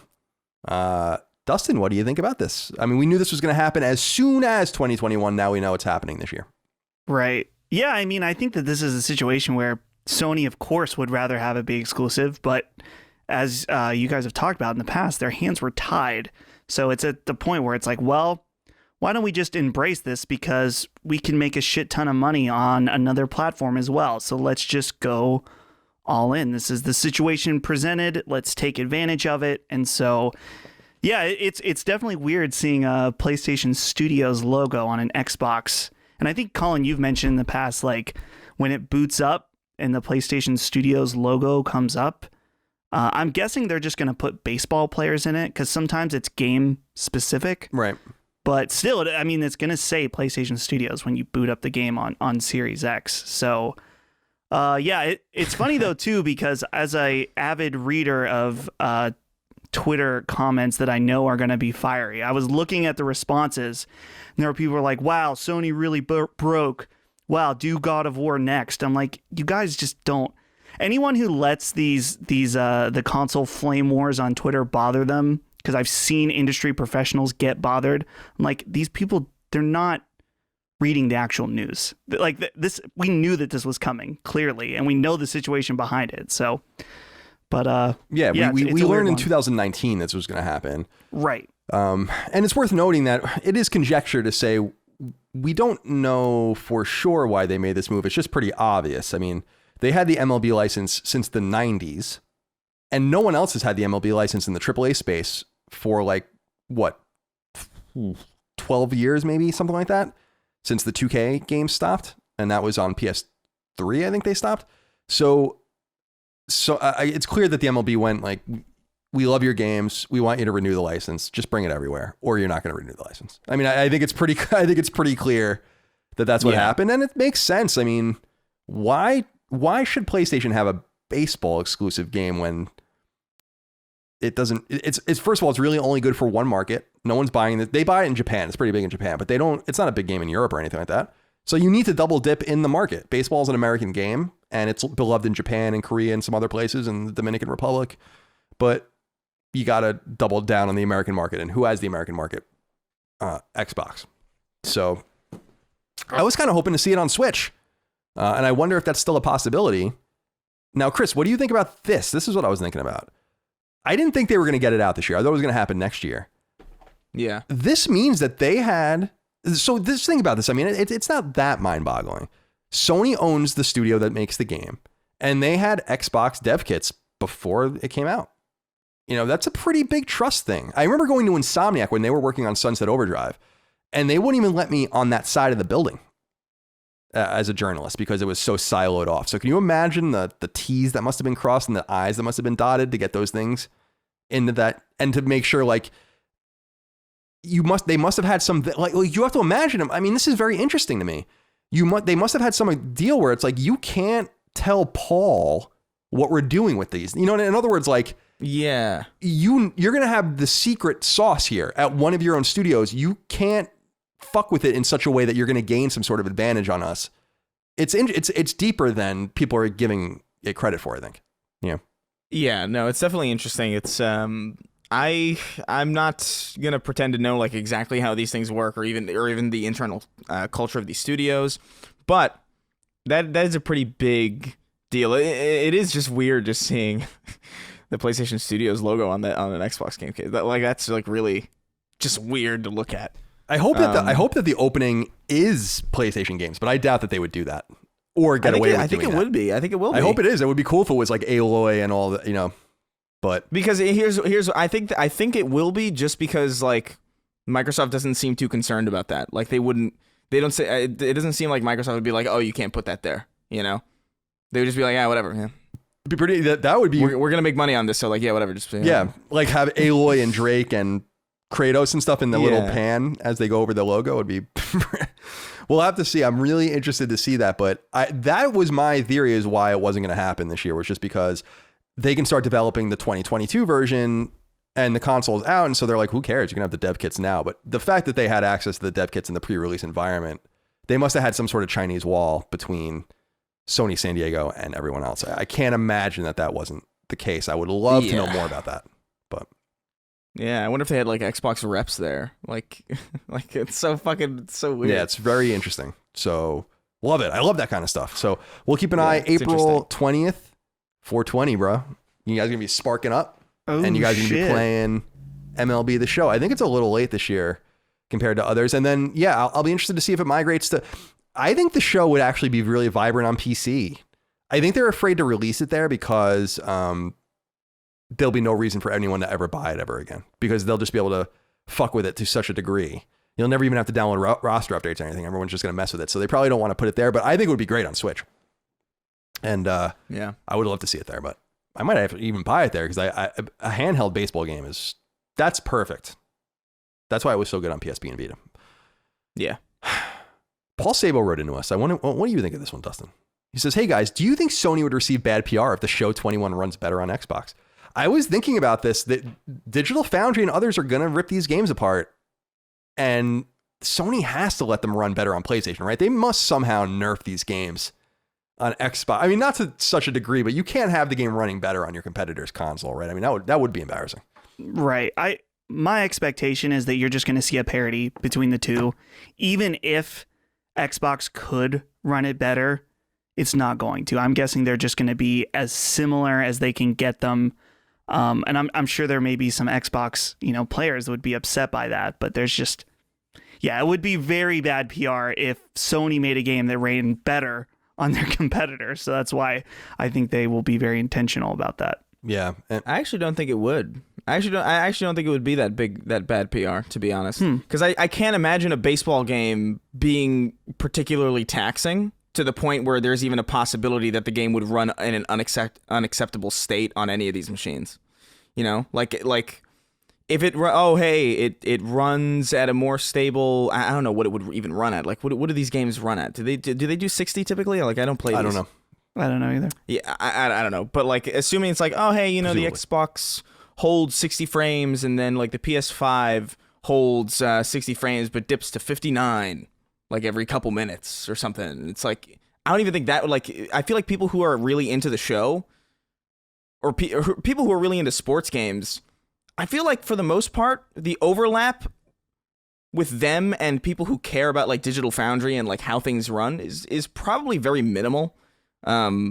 I don't imagine that the majority of sports people are really checking to see like which version of Madden runs at like the most stable frame rate. I think they're just like, football, cool, or like, baseball, neat, like I don't think they're thinking this much about performance or even resolution or really any of the things that we think about when we really like dive into next gen consoles. I don't see that audience engaging with that particular aspect of the industry to the degree that everybody else does. And I think that you're right on that. I think that they don't mind. I just think that it's too clickable of a headline. I can see like a Kotaku article that's like, surprisingly, the show runs better on Xbox than PlayStation. Even though that audience doesn't care, I feel like it's an interesting enough idea that it would, or thing that if it happened that it would, I feel like it would be publicized, but I don't know. Yeah, I don't know. I just feel like Cyberpunk it runs so inconsistently on both of these machines, and I haven't seen articles saying like in my experience from what I've seen, Cyberpunk 2077 runs better on Series X than PS5. Like that's what I've seen in my experience. I know my friends are playing it on PS5. They're crashing all the time. I've crashed like twice in my entire playtime, and I haven't seen a single article about like Cyberpunk runs great on or runs way better on Xbox Series X than PS5. Like I haven't seen that. Right. Because there's no. But one of the teams didn't make, one of the stakeholders didn't make the game. I understand that, but I feel like there's no way this game's gonna run poorly. Yeah, that's true. That's kind of the thing. It's like it's baseball. It looks, I looked up MLB The Show 20 frame rate, and I could only find stuff about it running at 60 frames 4K on PS5. They must have patched it. But it's hard for me to. So I'd imagine it's the same. Yeah. On Series X. So like I just can't imagine a baseball game being taxing. Well, the show is one of the top 10, as I remember, best-selling games of the year in the United States in 2020. So now it's going to be even bigger. So we'll keep an eye on it. And I think people are going to be desperate for their sports games. And it's got that casual appeal too. So as a dedicated user of CBD, I have no reservations about recommending Feel CBD to the Sacred Symbols audience. CBD is short for cannabidiol, and it comes from the sacred marijuana plant. Now, who doesn't love getting stoned? I know I do. But CBD doesn't get you stoned. That's not the idea. Instead, CBD, unlike its cousin THC, which does get you blazed, has many of the benefits of, say, smoking a joint, but without any unwanted effects. Instead, Feels brings you comfort and relief, whether you're dealing with stress and anxiety, bodily aches and pains, or are simply looking to catch some Z's. And we really do mean there's no ill effect. You're not going to get stoned, you're not going to wake up hungover. All you'll feel is better, relieved, less stressed, less tired, and relieved from bodily pain. Millions of people consider CBD a wonder substance because it kinda sorta is. And my friends at Feels can get you started on your journey towards relief. Here's what you do. Go to feels.com/symbols. That's feals.com/SYMBOLS and poke around a bit. You'll find that Feels offers a real-time helpline manned by real people who can help suggest what might work best for you. And no matter what, you'll find Feels easy to take. It's a tincture that comes in a small bottle. You put a few drops under your tongue when needed and voila, let it work its magic. And by going to feels.com/symbols, you can even become a member so you can get regular deliveries and don't need to worry about being without. Oh, and did I mention you can get 50% off your first order with free shipping? Give it a go, my friends. You'll be glad you did. Grab Feels CBD at feels.com/symbols. That's feels.com/symbols. All right, let's get into some EA stuff. Number 4, there's a bit of EA-related news to get through, but let's start with the biggest news by far. Electronic Arts is planning to revive its dormant EA College Football series, which was a beloved mainstay on the annualized sports game circuit for many years across several generations. I was actually shocked when I saw this news, because this is something people just let go of at this point. The so-called NCAA Football series began under EA's tutelage under a different name when Bill Walsh College Football launched on Sega Genesis in 1993 and SNES in 1994. This was, of course, an attempt to replicate the name brand success of their NFL series called Madden since the late 80s and still called that to this day. However, the Walsh branding didn't stick, and by 1996, the series was renamed College Football USA, and 2 years later, it finally became NCAA Football. NCAA Football 14 launched in the summer of 2013 on PS3 as the last game in the series, and you'll recall that it didn't proceed primarily due to major rights issues EA was dealing with, not only with the various independent conferences and teams that constitute the greater world of American college football, but primarily due to rights issues on a by-athlete basis. It's currently illegal for NCAA players to cash in on their likeness, and EA indicates that this problem will be ameliorated by not including names or likenesses at all, which is how they used to circumvent the problem. With these rules rapidly evolving, however, EA notes that they'll be following developments and will react accordingly. For starters, more than 100 schools have signed on to include their logo, stadiums, and more. It's unclear when the first game will launch, though it sounds like we're years away. So, I know you guys are not sports fans, but this is huge. This is absolutely huge. One of the biggest pieces of EA-related news in a long time. The college football, so especially for people that are not in America, about half our audience isn't, college football is massive in the United States. It's pretty much as big as the NFL. And the problem, as I think you guys know, is that collegiate NCAA athletes are not allowed to make money on their performance or their likeness while they're in college. And so what used to happen with the NCAA games is that they would just use numbers. And so you'd figure out, no, Johnny Smith is 14 at Missouri. Well, now he's 14 in the game, but it just says 14. And I think they're going to just continue to do that. But it started to create major problems because Madden, everyone gets money from Madden. Every player in the game gets money through the NFL Players Association that represents them. The college players don't have that. And so they can't make any money on it. And it seemed kind of unfair. So it's this real confluence of issues. Now, Calvin Kirstein wrote in and said, "Hey, fellas, props to EA for bringing back a college football game. Mark me as excited, but I'd personally rather see it as a 2K developed title." Slow your roll, Calvin. He says, "However, I guess EA is where the money is and they already have the rights to the NFL. Speaking of money, my question surrounds the financials of the game. Colin, you might be better versed in this due to your knowledge of pro sports. Do you think the football players should get a cut of the game's profits? They infamously never received a penny from previous CFB games, even though their likenesses were used. That's not exactly true. We'll get into that. It never seemed fair to me, and I hope they get a fair shake of the stick this time around. I know if you used Rush's likeness in a potential Hyperoxia 3 or Twin Breaker 2, you'd pay him handsomely in dog treats. Thanks and stay safe." So I'm curious, do you guys know the situation? I mean, Chris, do you know that college athletes are not allowed to make money? Like their pay is basically considered their tuition.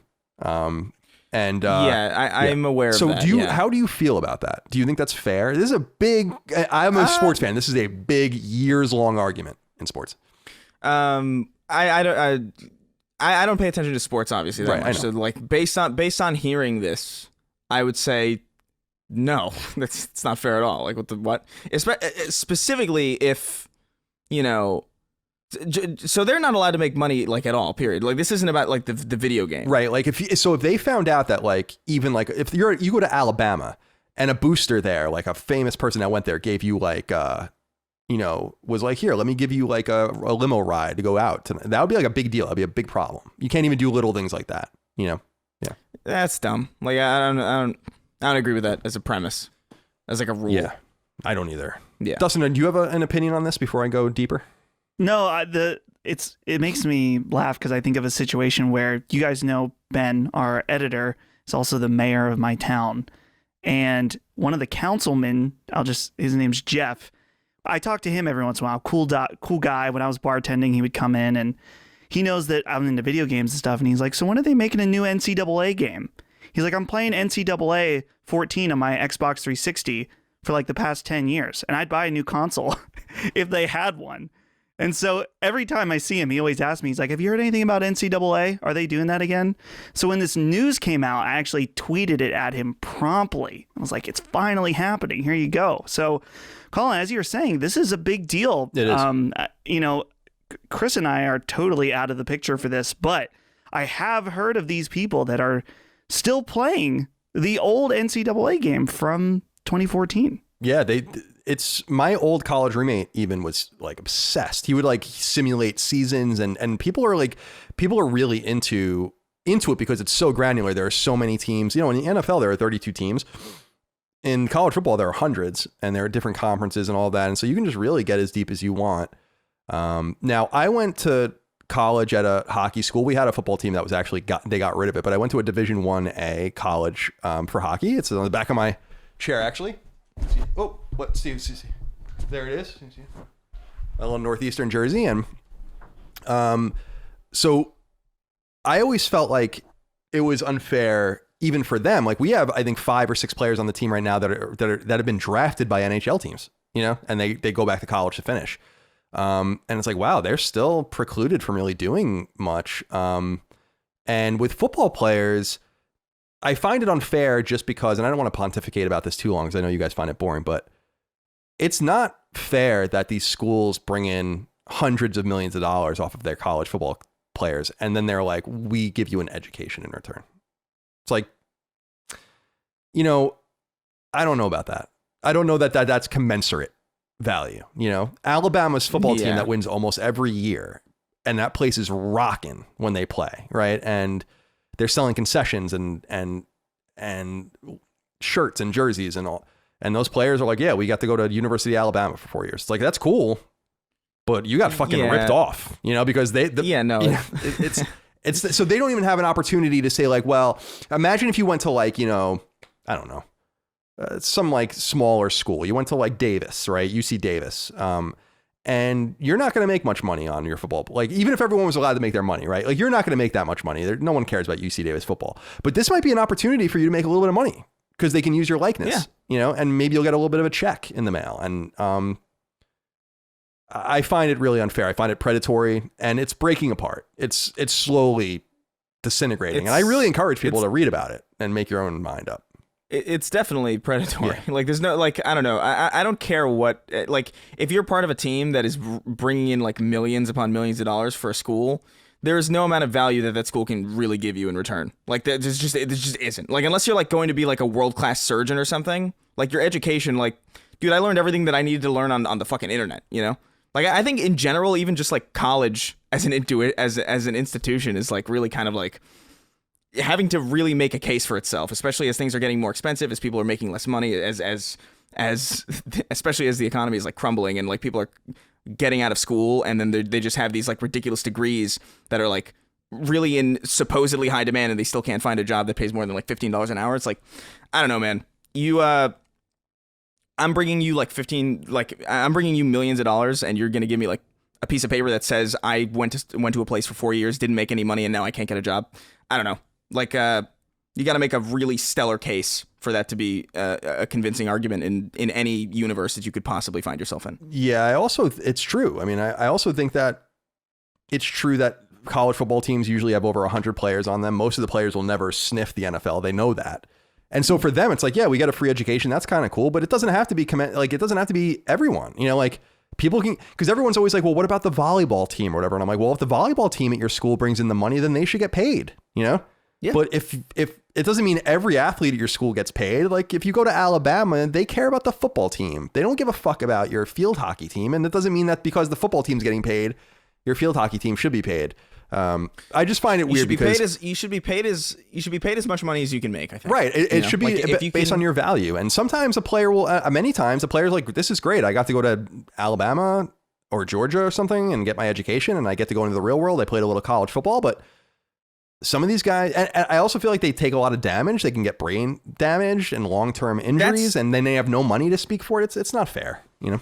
That's the thing too. It's like football is not like a joke, you know. Like these are people who are like actively chipping their health bar away in like in like noticeable chunks. You know, they should at least get like a check in the mail for something. Yeah, definitely. They should at least be able to like get a car or something from all this. Yeah, that's the whole thing. I think it was Odell Beckham went back. So he's a great receiver for the Browns, and he went back to his school. I don't know if it was Florida State or something, a couple years ago, and went into the locker room when they won a championship or something like that. And he just started throwing $100 bills around. You know, he's a rich NFL player that went there and he was celebrating with the team, and then they got in trouble for that. And it's like, why? Yeah. Like, you know, like Odell Beckham's a millionaire. He's just going in there celebrating with these guys. They won. He was on the team.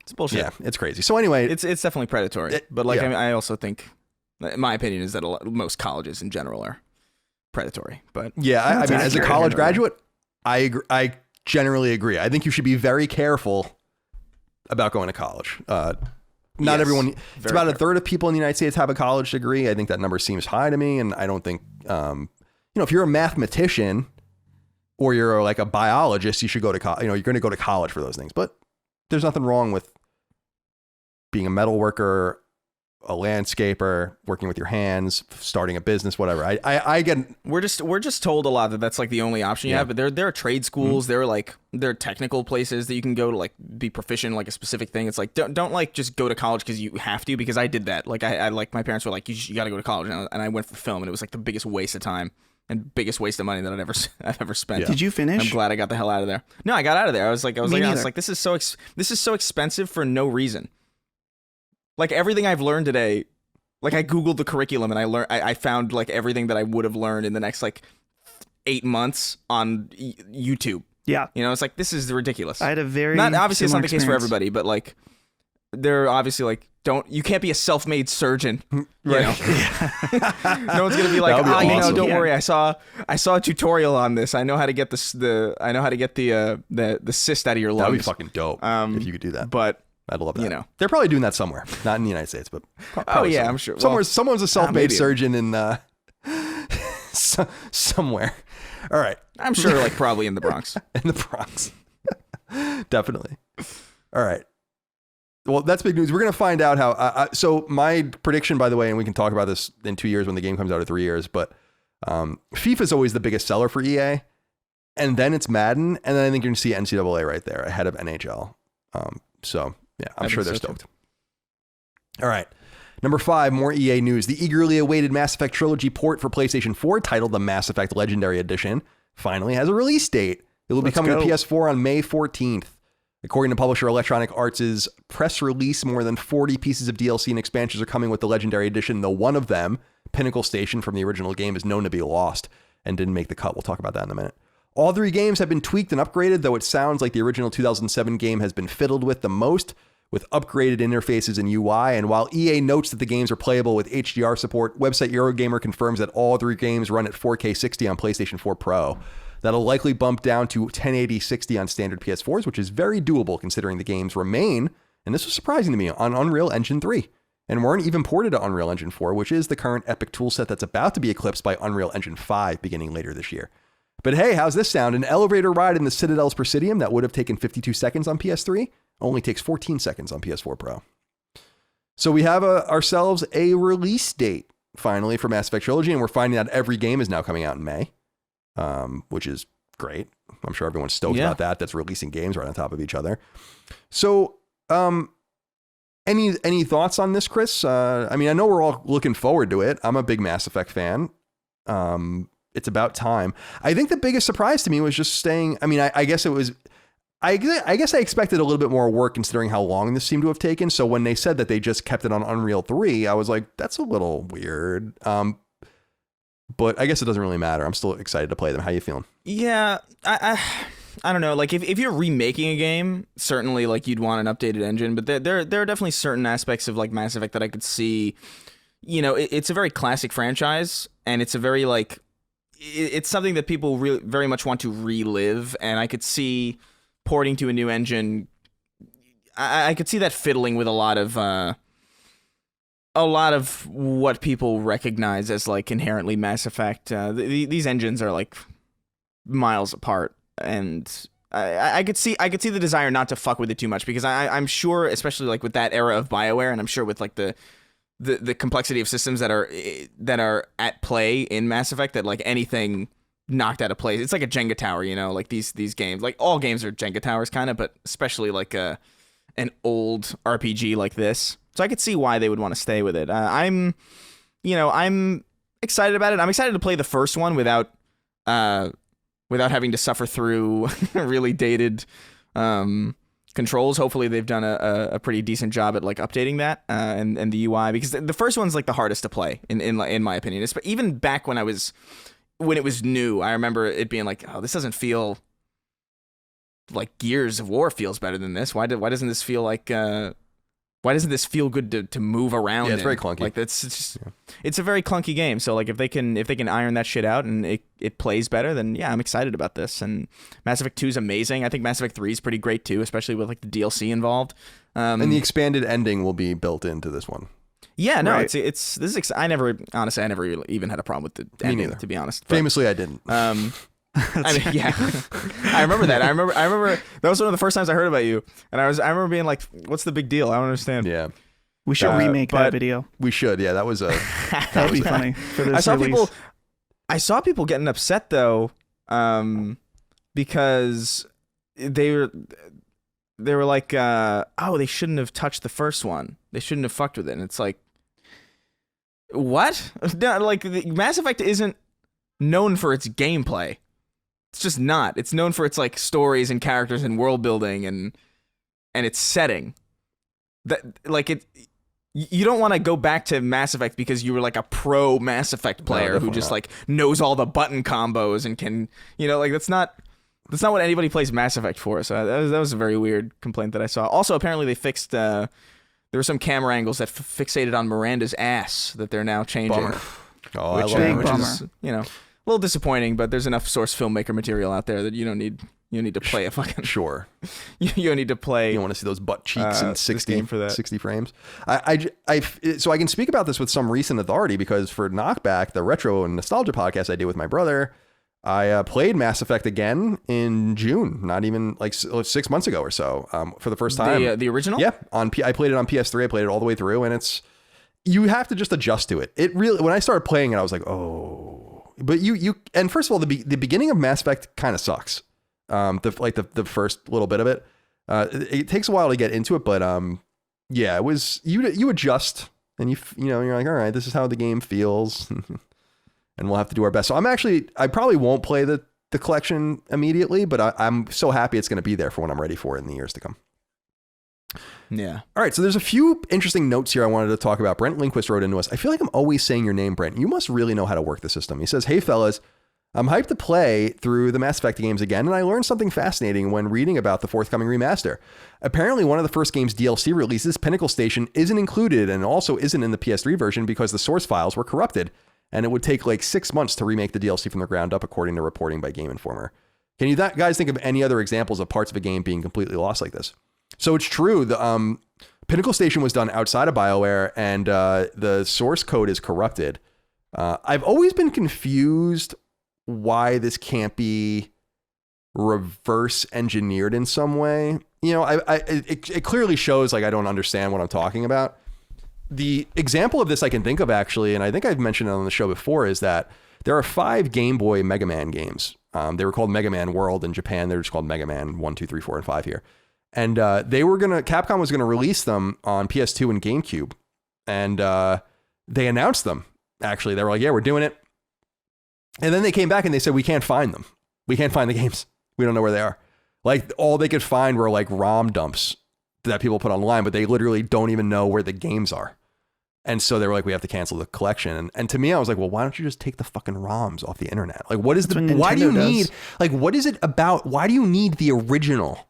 What is, and then we saw that Nintendo was pretty openly ripping ROMs off the internet and putting them up on Virtual Console. So it is a little weird. But yeah, that's true. That's a piece of little lore. Pinnacle Station's totally lost. It's gone. And that's not really a big deal. It reminds me of that BioShock Infinite, or BioShock 2 had it too, but BioShock Infinite, it's like the horde, like waves come and fight. It's really not a big deal that it's gone. Right. This isn't actually uncommon though, Colin, because I looked it up. There's a Did You Know Gaming video about it. And because I knew one of them, like the Kingdom Hearts HD collection, they had to rip the PS2 disc and reverse engineer it and like recreate. So a lot of it was able to be like ripped and then re-put into a new version, but a lot of the game had to be recreated. And I mean, this has happened like with big games like StarCraft. They lost the source code for that. They ended up finding it because a fan bought a bulk package of like assorted games and discs on eBay, and there was a copy of the StarCraft source code in it. And so they like sent him a bunch of swag and like flew him out to BlizzCon and stuff. But that's cool.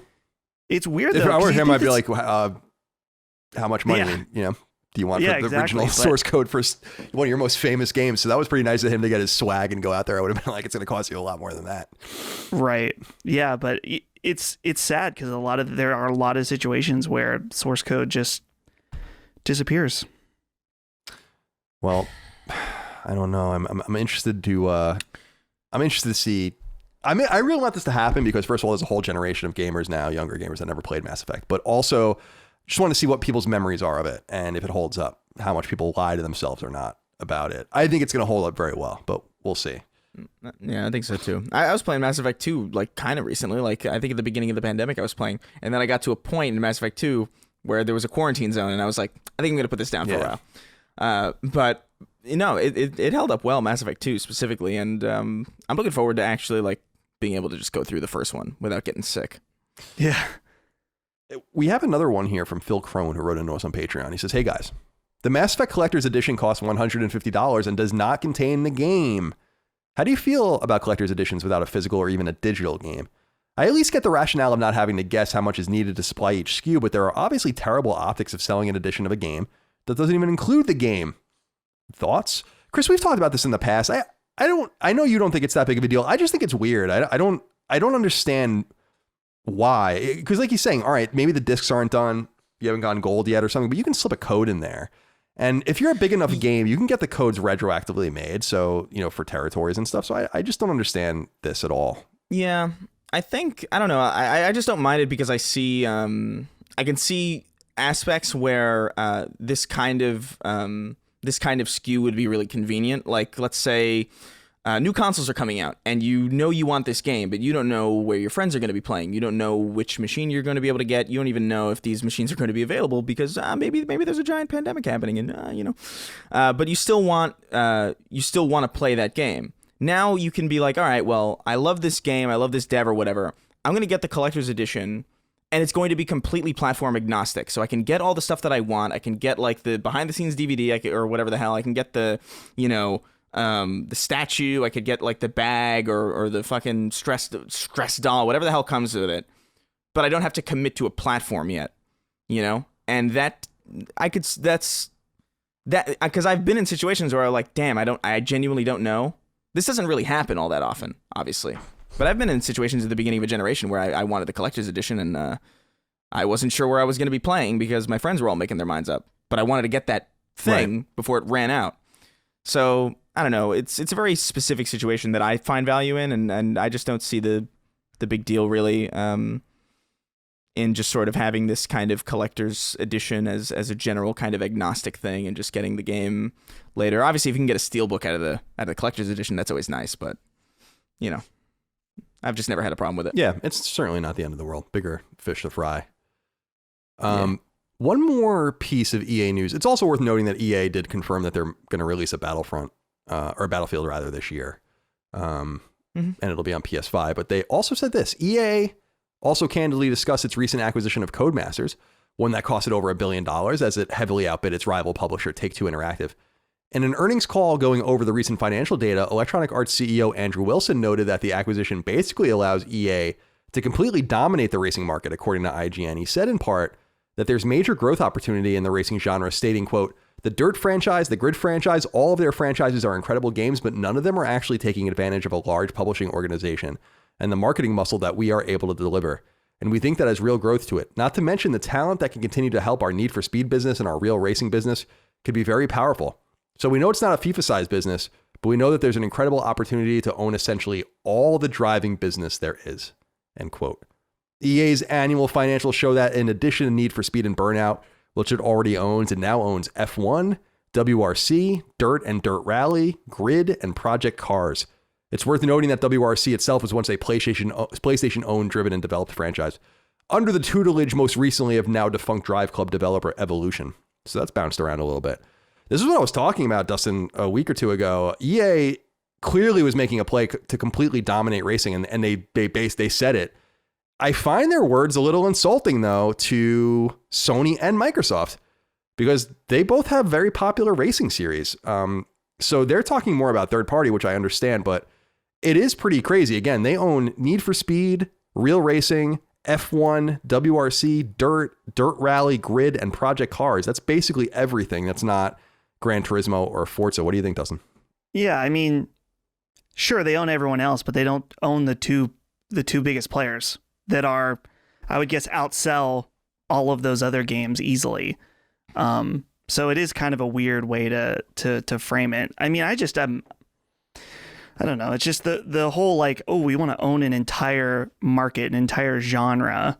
It's just kind of a weird, gross feeling. But I mean, it's a very EA thing to say. Yes. Yeah, that they're bragging like it about. Struck me, it was like, monopoly. Oh, there he is slipping out from behind the disguise. Yeah. There he is. Good old EA. Yeah. I want to own everything. Yeah, it is. It's exactly what I said, though, last week. I was surprised that they were being so forthright with it. Because, I mean, it's obvious, and they're talking to their investors, and it's a great move, I think, for them. I think that he's right in one sense, that these games haven't really been tested on the market because we don't really know what they can do. Codemasters isn't capable of heft at all with marketing. And so you really have to know their games, and they have a hardcore fan base that they double down on. But I think EA it's tantalizing because they're saying, like, we don't know what Project Cars can do. We've never really seen what Grid can do. I just think it's kind of weird because they're competing now with themselves with all of these different things. Real Racing is a mobile thing, but like, how do you spread out Need for Speed, Grid, Project Car? Like, I don't even, WRC and F1 are both going to be annualized for sure. I mean, they already are.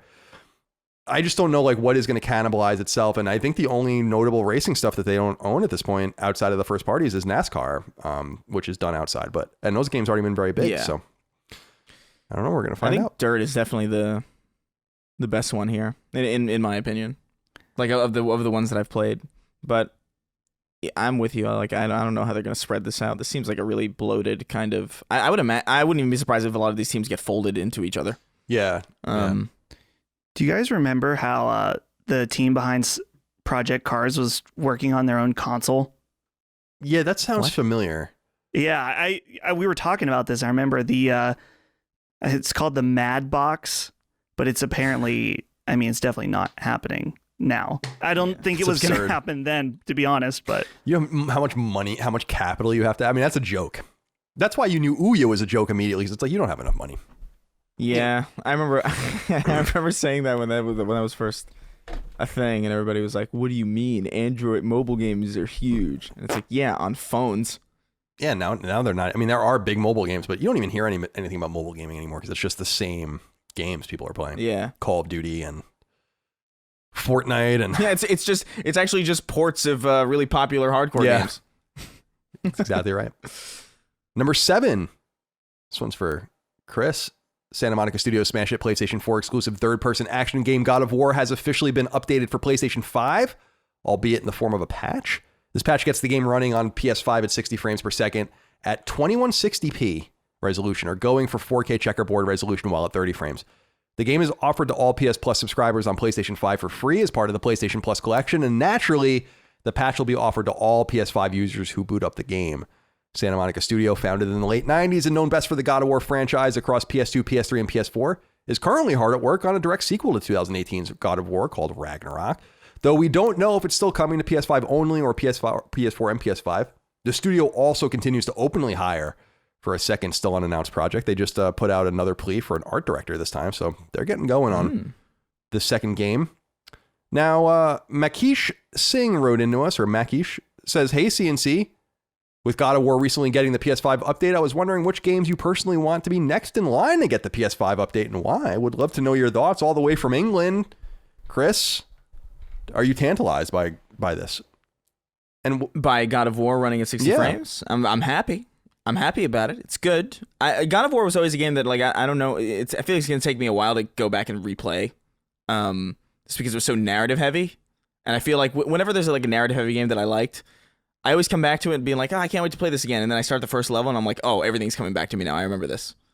So like, there's almost like, I don't know. I have to wait until I forget it a little bit. It's like same thing with Red Dead. Like I've been kind of itching for Red Dead 2 again because I've been thinking about it a lot and I was like, oh man, what a great story that was. But I remember everything still. It's got to be another like couple years before I replay it. But I'm glad that I have the option to, at like a beautiful 60 frames, a beautiful blistering 60 frames. Beautiful. I think, personally, Uncharted 4 is the obvious one that like really needs this patch, especially because I'm pretty sure can you play the older games at 60? I think so, right? I think the first 3 are at 60 in the Blue Point collection. Right, which is awkward because you're running through like 1, 2, 3 at 60 and then you go to this, you know, the finale and it's like sluggish and it feels kind of wrong and it looks pretty, but it still doesn't look as good because the frame rate isn't as good. So I think Uncharted is the one that like really demands that treatment next. I would argue it demanded it more than God of War did. Like they really should have they really should have did Uncharted 4 first before they did God of War in my opinion. But that's the one that I would hope gets the patch. What do you think, Dustin? What do you want next? So, as I mentioned earlier, I'm streaming, small audience, but it's been fun. Every time I'm streaming, since I'm streaming from software games, someone comes in the chat and says, "Oh, when are they going to do Bloodborne?" Yeah. And here's the thing. My argument for it is that it is probably of the top tier first party, or not first and second, we'll say exclusives. Of those, it is the one that desperately needs it the most. Just because the 30 FPS that's there is not good. There is really, really bad frame pacing issues, and it's still stuck at 1080p. It never got pro support to begin with. Yeah, that was always the weird thing. Everyone always thought that was weird that it never even got a pro patch. Right. Well, and probably because it was made outside, by the way. So yeah, that is the big question, though, is that with a Bloodborne patch, can they do it without From Software? Do they, have to go in and make some kind of agreement, some pay From Software to do it? I don't know what the details behind that are, but I can tell you that, honestly, maybe Bloodborne is a big enough game that their eyes are set on something even more involved than patching it. And we've talked about that, whether or not, we've heard rumors about a PS5 version of it. We've heard rumors about a PC version. So this is, again, one of those situations where there's smoke, there's fire, and we keep hearing about some sort of update to Bloodborne. So I imagine that that's one that they are definitely eyeing to do. And I really hope that's the case because I would be really, really excited. Yeah, it is weird because that game is such a cold hit. I mean, it's just so huge. The game that came to me, though, from mine, and it is funny, is I think Days Gone would benefit a lot from a big patch. I think making that game fast would do a lot to benefit what it does strongest, which is its combat and the hordes and stuff like that. Like just making it run even faster, more blistering, more stable, the bike riding and all of that. I think Days Gone would benefit a lot from a little love. And I think Ben is still messing with it, so that would be kind of cool. I have news for you. Yeah. It has a patch. Oh, I didn't know that. As a PS5 it's running. Yeah, it's running at 4K 60 on PS5. Oh, I didn't even know that. When did that? Yeah, so your wish is granted. It was That's awesome. At the launch of PS5, actually, with the PS Plus collection. Oh, cool. That's great because I feel like if anyone's... Oh, that's awesome news. Because if anyone's frustratingly holding out on Days Gone, which I think is... And Chris and I have long disagreed about, but I just feel like it's such an underrated game. And anything that can be done to it to bring some eyes to it and to allow Ben to continue to navigate his inevitable sequel and make it better, I think would be great. That's awesome news. So yeah, Days Gone getting it. Then yeah, I would have to imagine God of War would be the next one. And then yeah, Uncharted, I would assume, is kind of a peculiar one as well. And I'm compelled by Chris's argument about that, just that we have the first 3 at 60 from 5 years ago. So is anyone, so I don't know enough about this obviously, but isn't it weird that they can't get God of War to run at 4K 60 on PS5? That was a little concerning to me. They got it running at 30 4K checkerboard or 2160p resolution. Wait, is that what it's? Wait, hold on. Is that what it said? Yeah, it's 60 frames at 20 checkerboard 60. No, it's 4K checkerboard 30. I think. No. So this patch gets the game running on PS5 at 60 frames per second at 2160p resolution, or going for 4K checkerboard resolution while at 30. Right. That's frames. Yeah. So that's. I just thought that was weird, and that's not a great sign for the sequel coming to PS5 or being a PS5 only game. I don't think. I thought. Wait.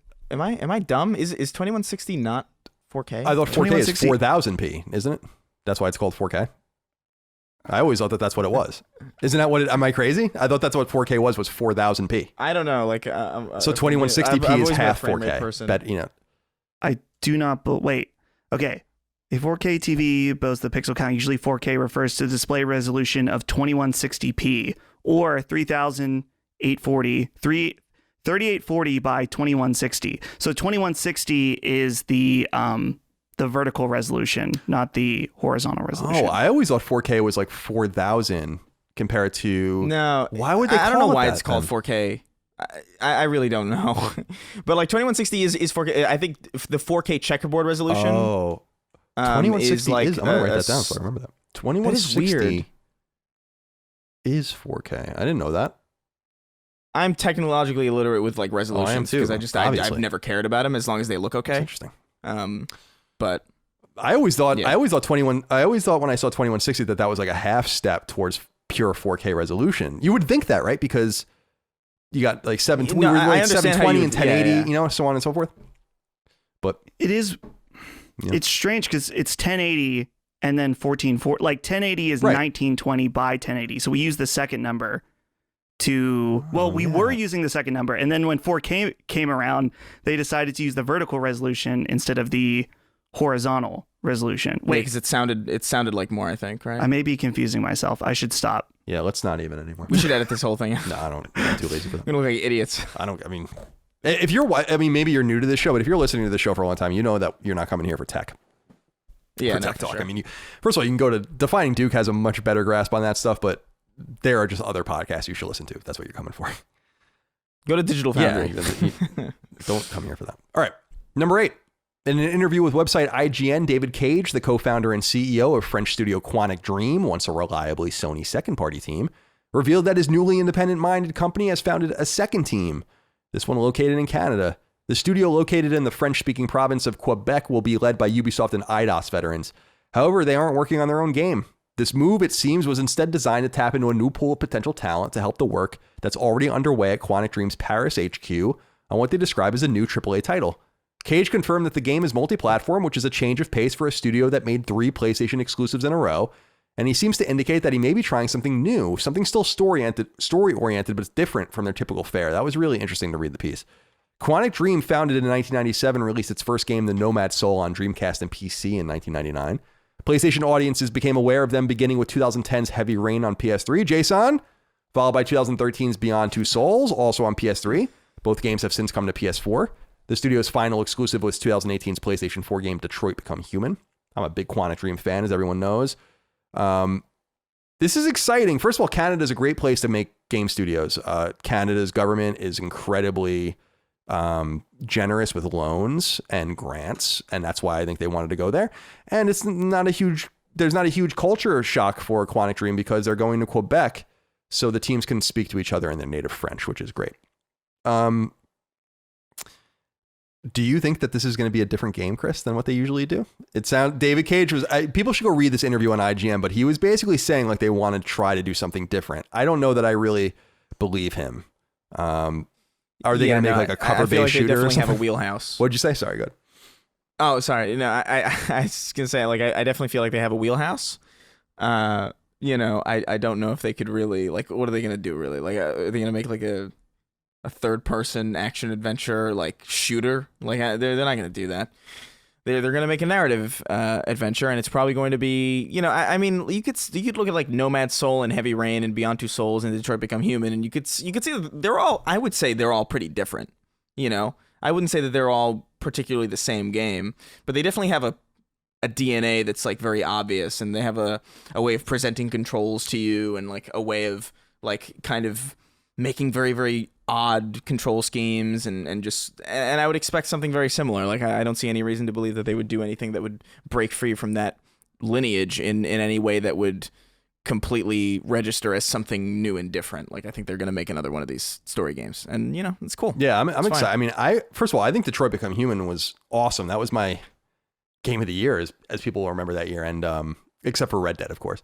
And I feel like they actually did find a new way to make a game. That's why I was so, I mean, for Sony, they might have been ready to move on. There's some word that they didn't really get along with each other. You can I got that vibe being around Sony PR and David Cage. And also speaking to people at Sony about Quantic Dream, they didn't really seem to like each other. But I feel like Detroit Become Human was dope and it was a step in the right direction. I remember seeing I don't know if you guys remember the trailer that introduced the game. It was on the rooftop, which is a scene in the first chapter of the game, but how they like zoomed out and kept zooming back in with like all the timeline butterfly effect stuff that was actually in the game, which I thought was really cool. I was like, this is dope. I mean, they finally really got what they were supposed to do. And then, and now they're doing their own thing. So I wish them the very best, but I think that's one Sony let get away. And I don't know that there was interest for them to continue to work together, but that's still one that's a second party that Sony really nurtured very wisely. Yeah, would have been good. It would have been good in the current streaming climate too. I think those games really do well. Sure. Like, people play with their audiences and like make different choices, or like make collaboratively decide as like audiences and streamers like what to do and what choices to make and like what to say. I think it's a shame. They could have really had something pretty good. Yeah, I hope that Sony doesn't get away from these kinds of games. I mean, when you think about it, Detroit came out in 2018, but Until Dawn came out in 2015, and that was another similar game. That was from Supermassive, but I think there's a place for those kinds of games in the AAA space. So I hope we continue to get those on PlayStation. Dustin, are you a Quantic fan? I don't even actually know that about you. I played Detroit, and I thought it was really good, to the point where I wanted to go back and play Heavy Rain. Yeah, it's hard to go backwards.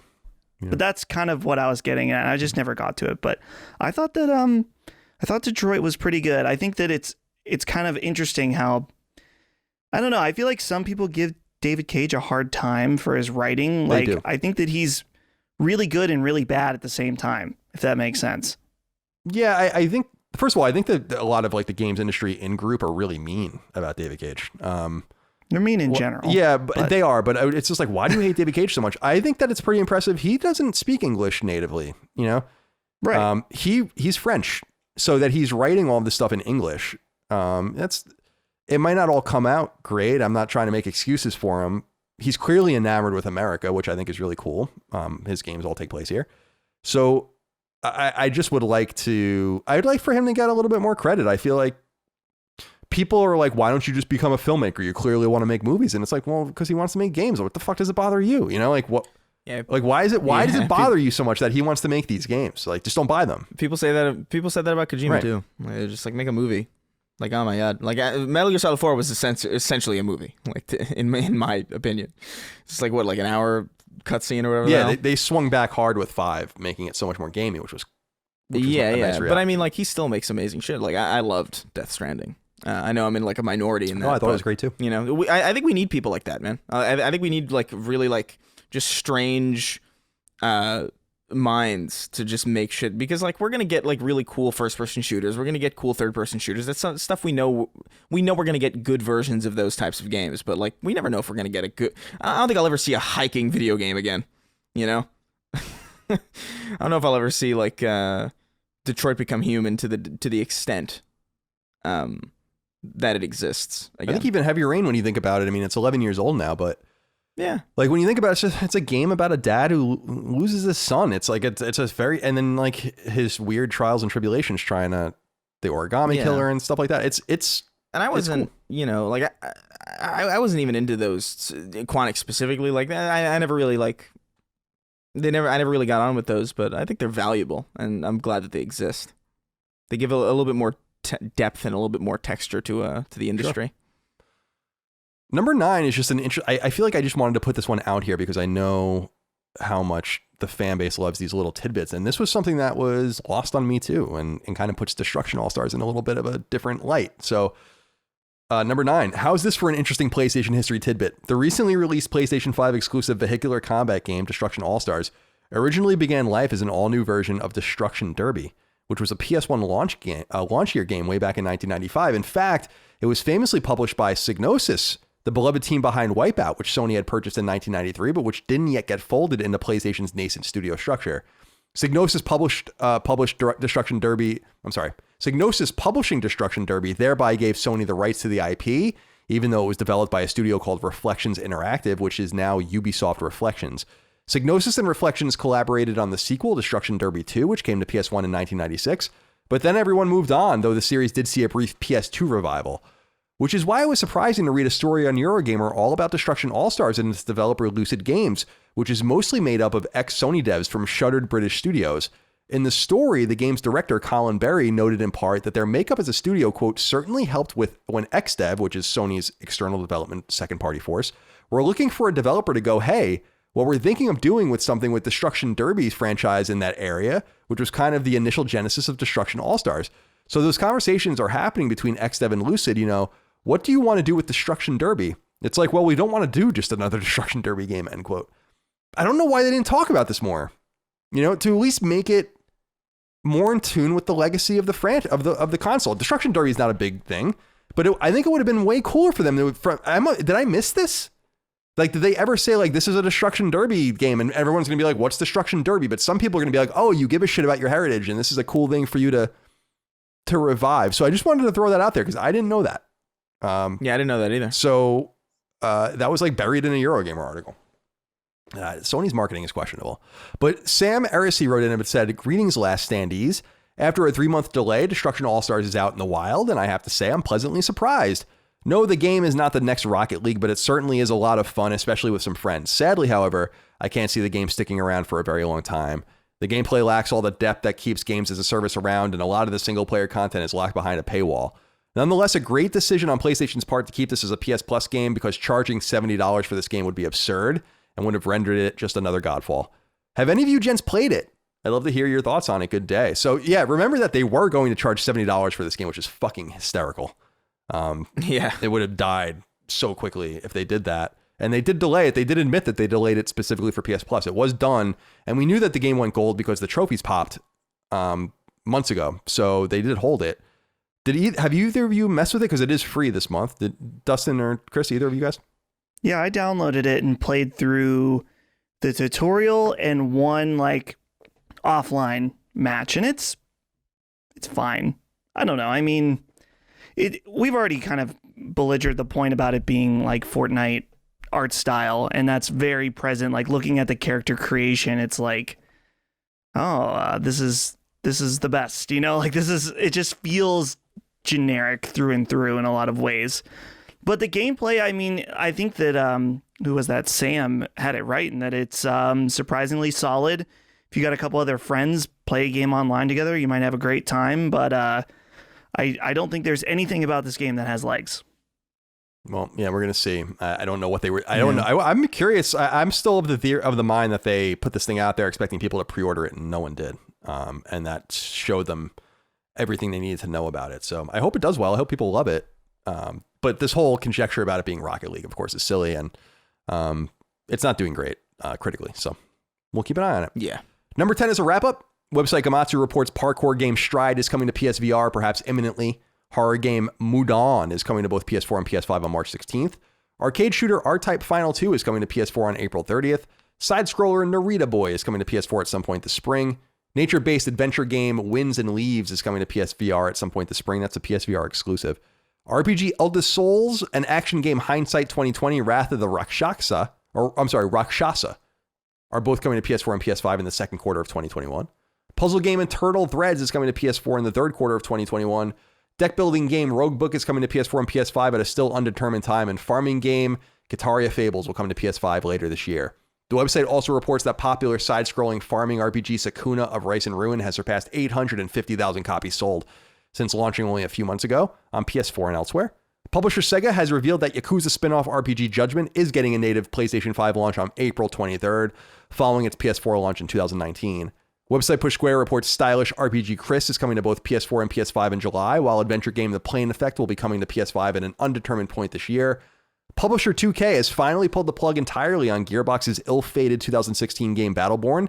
Its servers have been officially shut down, making the game entirely unplayable in any fashion. And finally, Sony has outlined notable new additions to PlayStation Now's lineup beginning this month.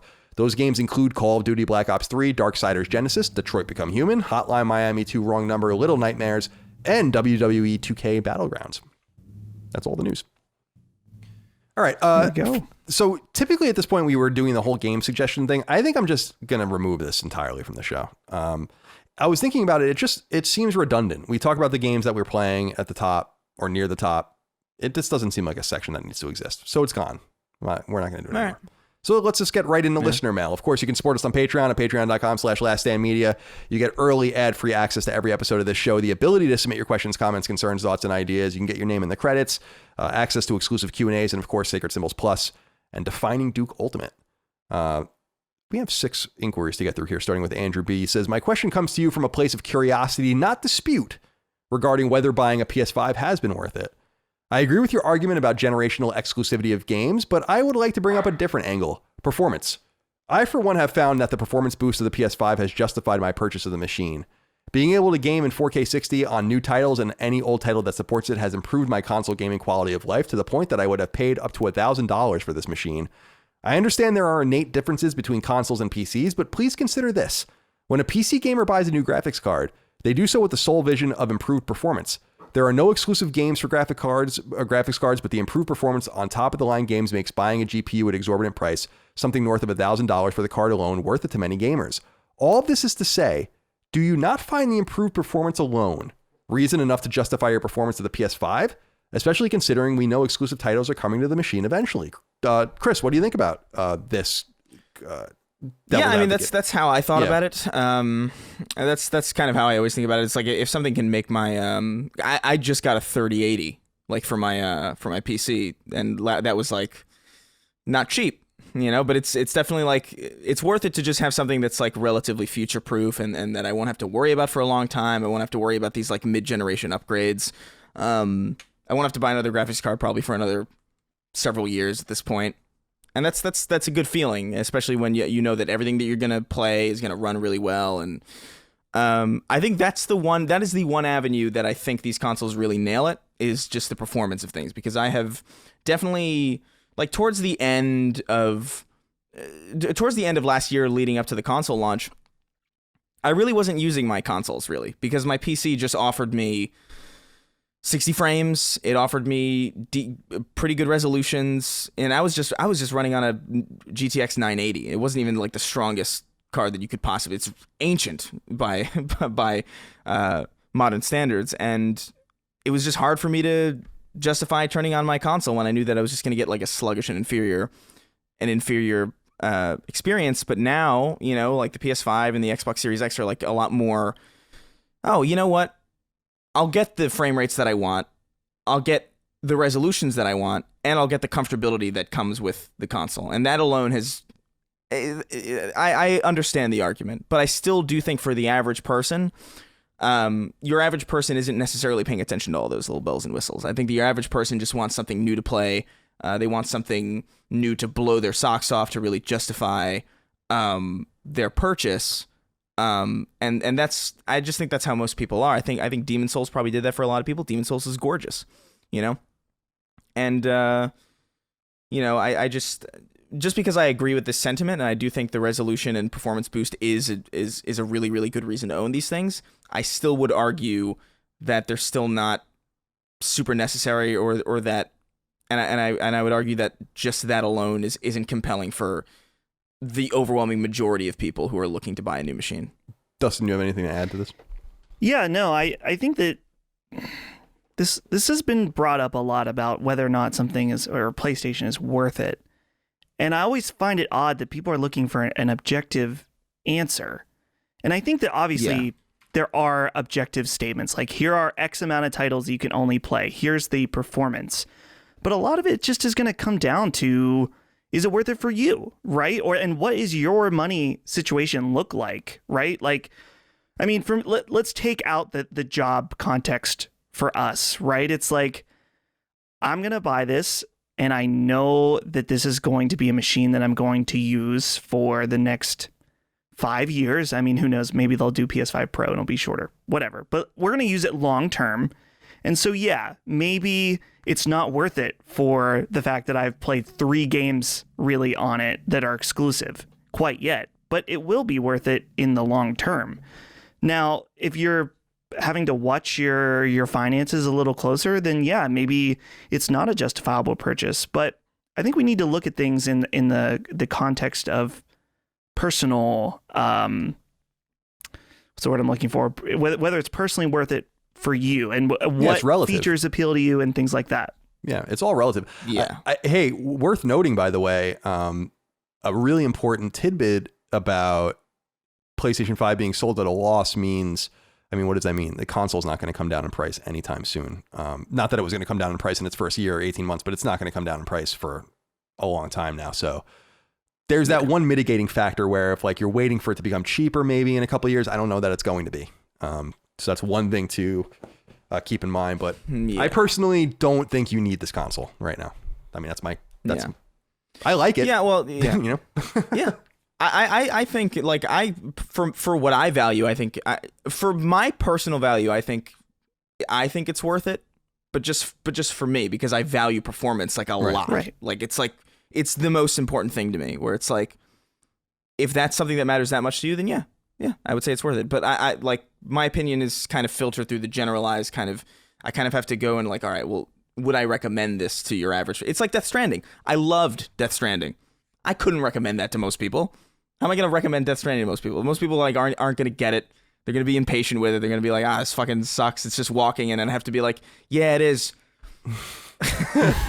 And delivering. You know, like it's all about like understanding like what you personally value and what you personally like, and just filtering that through the lens of like, okay, well, how does that translate to the general population? And I would say for the general population, you don't need this machine right now. All right. This one kind of dovetails with it. Nick Lacreta wrote in and said, "Hi, Colin Raygun and Chris Long Island. Have you, and Dustin's here too, of course, have you become any more accustomed to the PS5's UI since its release? For me, it still seems clunky and unnatural. Finding certain interfaces is not intuitive, and I cannot get over the long press of the PS button not bringing you to power off console and other settings. Am I just dull, or are you two finding PS5's UI to be lacking in functionality, although visually appealing?" We've talked about this a lot, but I wanted to bring up Nick's question, Chris, because it's not getting any better for me. Like I'm becoming more accustomed to it, but I'm just still like, this is not, you gotta admit that you haven't nailed this. And it's especially true and I know this isn't a big deal for you guys, but the trophy lists are fucking horrible. I have no idea what they were thinking with these trophy cards. Like, it's just so bad. Like, give me the option to go back to the PS4 interface and just let me move around quicker. And that would be nice, you know? Yeah, I'm becoming more accustomed to it, but I like it less. You know, it's very strange. Like, I'm liking it less as I get accustomed to it, which is kind of like probably the opposite of what should be the case for UI. Yeah, there are aspects of it. Like, I admire that it looks fluid and it's good looking. Yeah, certainly, definitely. I think it's as far as like a facelift goes, I think it looks better than the PS4 interface, like, for sure, in my opinion. But it's just less functional, and I find myself getting lost. I don't like these having to deprogram the hold PlayStation button to turn off. Like, that alone, like, because I'm still doing that over on the Series X. Like, that's still like, oh, you hold it and then you turn it off. I don't know why they felt the need to undo that. It would be like if they put the triggers if they took the triggers off the controller and like put it on the back handle. Yeah, it's like, you know, and it'd be like, I'm sure this is probably neat, but like, why would you do that to me? Yeah, it seems a lot of change for change's sake. Like, I do like the different silos. Like, I love the games and media silos. I think that's really cool. Yes. There's like certain things. That's a good idea. But yeah, I don't know. What, Dustin, are you acclimating? I don't even think about it anymore. I mean, I'm in agreement that. So it yes, needs some then tweaks. the answer is yes, right? Yeah. What's that? Then you are acclimating, right? Yeah. Yeah, I mean, I'm in agreement that like I think the long press of the PlayStation button should go to turn off, but I don't know. It doesn't actively bother me, but I can understand why it would to some people. All right, Jeff. Oh, I'm sorry, Chris. I think it's. Please. I don't know. I was just gonna say. I think it's because I'm on so many different platforms at this point, and they all stick with these like generalized understandings of conventional, UI design, and it's just this one machine that just doesn't do the thing that I expect it to do when I hold the button down. It's like, what? I'm interested when they, Sony releases one or two big firmwares a year. I wonder what the first like 2.0 will be, if they'll actually change anything. Yeah. The trophies have to change. I mean, it's horrible. It's horrible. Like we got a letter in saying someone stopped hunting for trophies because of it. Like literally, like I can't even take it. Like it's, and I hear you. I just use PSN profiles. That's sad. Yeah. Jeffrey Leonard wrote in and said, "Hey, wise guys, May is looking to be a pretty good month with the Mass Effect Trilogy remastered and Resident Evil Village. Question is whether this is an indication of forward swinging momentum. Can we expect more to be unveiled for summer and fall? Is 2021 a transition year or something more?" So I actually went and looked, and we talked about this a little bit at the top. April begins somewhat. I mean, we have Nier Replicant, which I know Dustin's into, but then May starts getting a little crazy. Yeah, Deathloop's in May. Yeah, right? it's Resident Evil Village May 7th. Hood comes out May 10th. Mass Effect May 14th. Deathloop May 21st. And then Biomutant comes out the 25th, which looks awesome. And Far Cry 6 comes out the 26th. So that's all in May. And then June, there's more releases. I mean, the biggest one in June is Back 4 Blood, June 22nd. It seems like we're coming into something here, Dustin, aren't we? Yeah, I mean, this is pretty.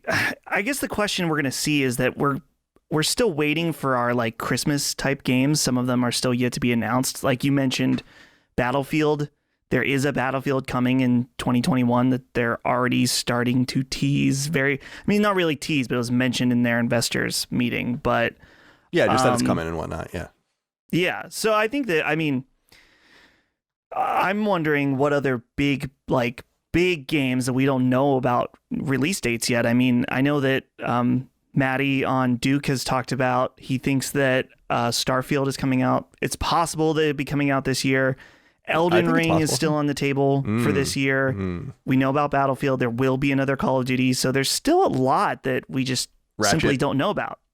Ratchet's release date as well. Oh, yeah. And Horizon comes out later. Which we have to confirm that it was internally delayed, right?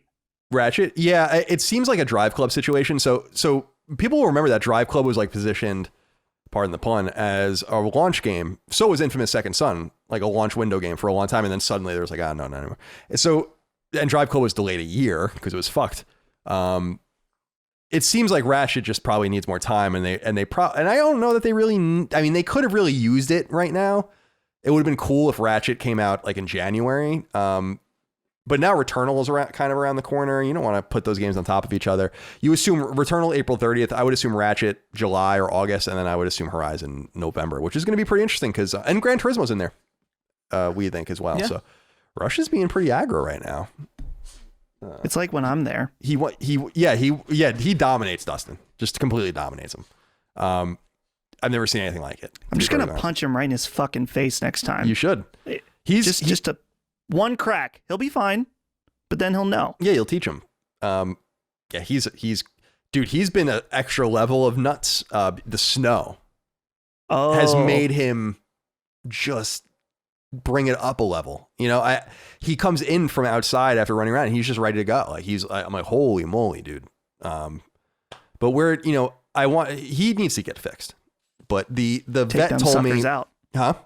I said, take those suckers out. I know we're going to. I was ready to do it, and the vet's like, you should wait until he's a year old so that he's skeletally like full, like built, and then you do it, I guess. So he's a little asshole, though. God bless him. Weston Canamore wrote in. Said, hey, CNC, bit of a long one. How do you guys feel about gaming-inspired tattoos? I am getting Ellie's tattoo from The Last of Us on the 11th. The game rocked me emotionally, and I can't wait to represent it via tattoo. I have heard people argue against this, saying you won't care about it years from now. While that might be true, I also feel like people overthink getting a tattoo. I actually think that's true as well. I believe it's important to get something you care about, but this thing will be on you forever, and you can't go in trying to find this timeless piece with all sorts of meaning. What about you guys? Would you ever get tattoos that represent your favorite video games? Maybe a Doom Eternal gargoyle for Chris and the Persona 5 logo for Colin. Much love for you both, and congratulations on releasing 2 video games that are better than 99% of everything on the PlayStation Store. Much love. Thank you. I appreciate that. So we all have tattoos, all 3 of us. Chris, let's start with you. I mean, gaming tattoos. What say you about those?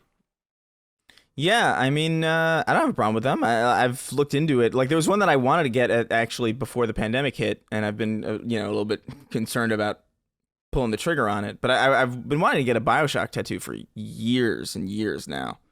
And a general rule that I go by is, like, if I've been thinking about it, getting a specific tattoo for like more than like 3 years, and it hasn't, that my opinion hasn't changed, I'll probably just grab it and I'll be happy with it, But I've been looking at, different designs and stuff. There's definitely, like, I want to get a whole sleeve done, ideally. That'd be cool. And I'm probably going to fill that with all sorts of shit. Like, I know the first thing, though, like, just to get me started is I want the chain link, the BioShock chain link. Oh, that'd be cool. That Booker has. I love that tattoo. I've always loved that simple. I like simple, like, because I don't want to get, like, Grand Theft Auto 4, like, the logo, like, tattooed on my arm, you know what I mean? Like, I don't want anything that's obvious, or that's just, like, really blatant, I don't want. But if it's something that, like, somebody else who knows BioShock can be like, oh, hey, yeah, like, that's cool. Like, I like that. I like meeting people that way and being like, oh, yeah, I know, I recognize that. That's a cool idea. Without having to be like, this is a BioShock tattoo. Picture of Big Daddy. Yeah. Dustin, what do you think? Yeah, I actually, the tattoo that I've been thinking about for a few years now is that I actually want a Pokemon tattoo that would be like Japanese waves with surfing Pikachu, just because Pokemon Yellow was like such my, like very early on in my life as far as gaming in like first grade, like that was so integral and really kind of like spurred me on as liking RPGs and just gaming in general.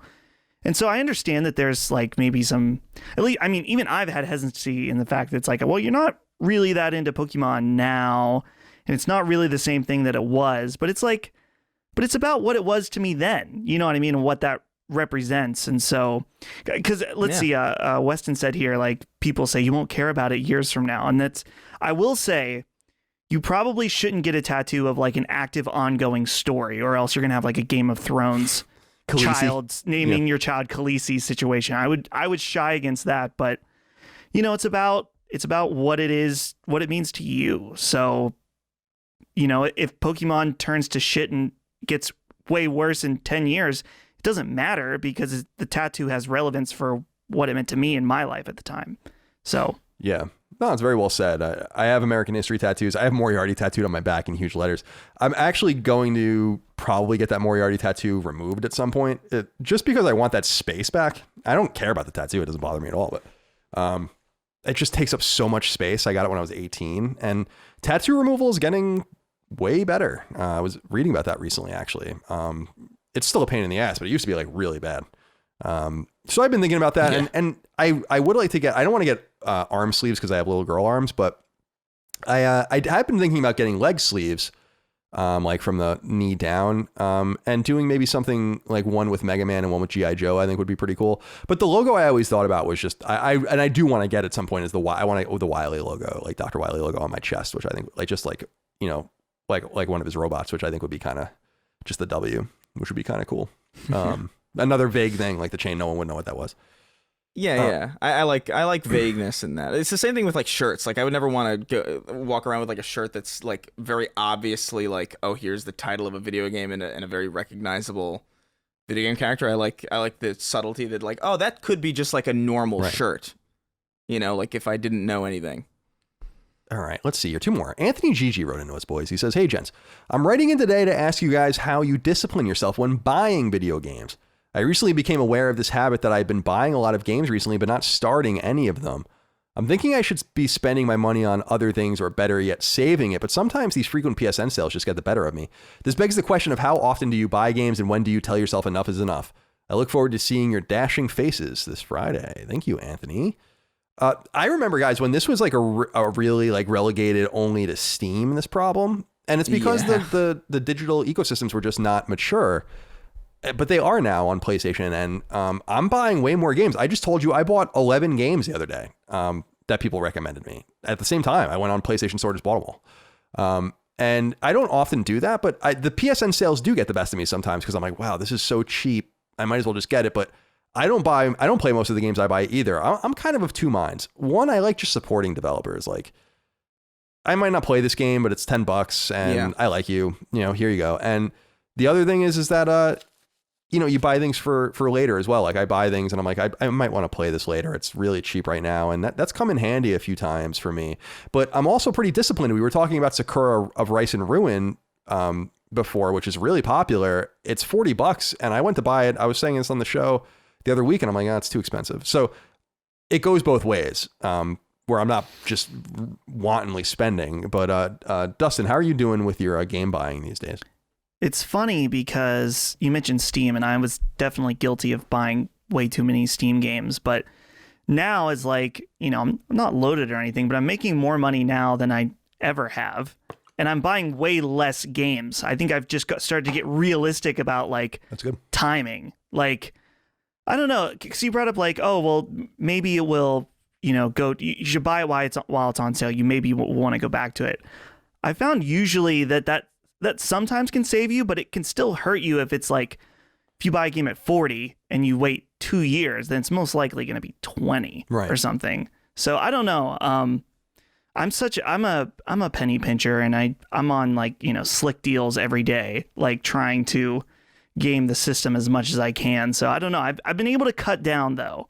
So that's good. Yeah, I'm pretty frugal as well. So I totally hear you there. How are you doing, Chris, with your purchasing? Yeah, I don't know, I even my Steam library, I've been on Steam since I think 2013 was the first time that I logged in, and I actually had a computer that I could do things with, and the only I only own 240 games, which is that sounds like a lot, but I know people with Steam libraries that are in the thousands because they were just I just got all these stuff from a Humble Bundle, man.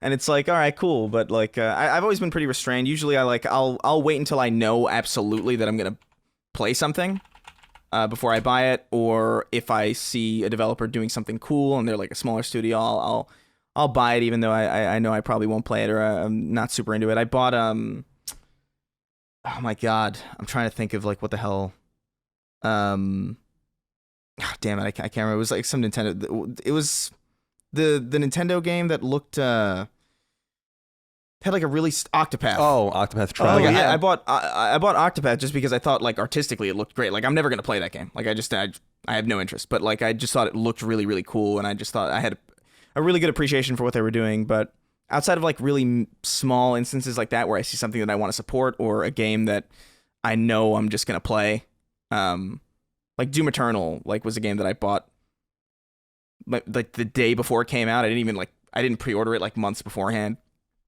or anything like that. But there are definitely some games that I buy on multiple platforms. I'm because I own so many. It's I have the Metal Gear Solid collection on Vita right now, right? And that's where I play it.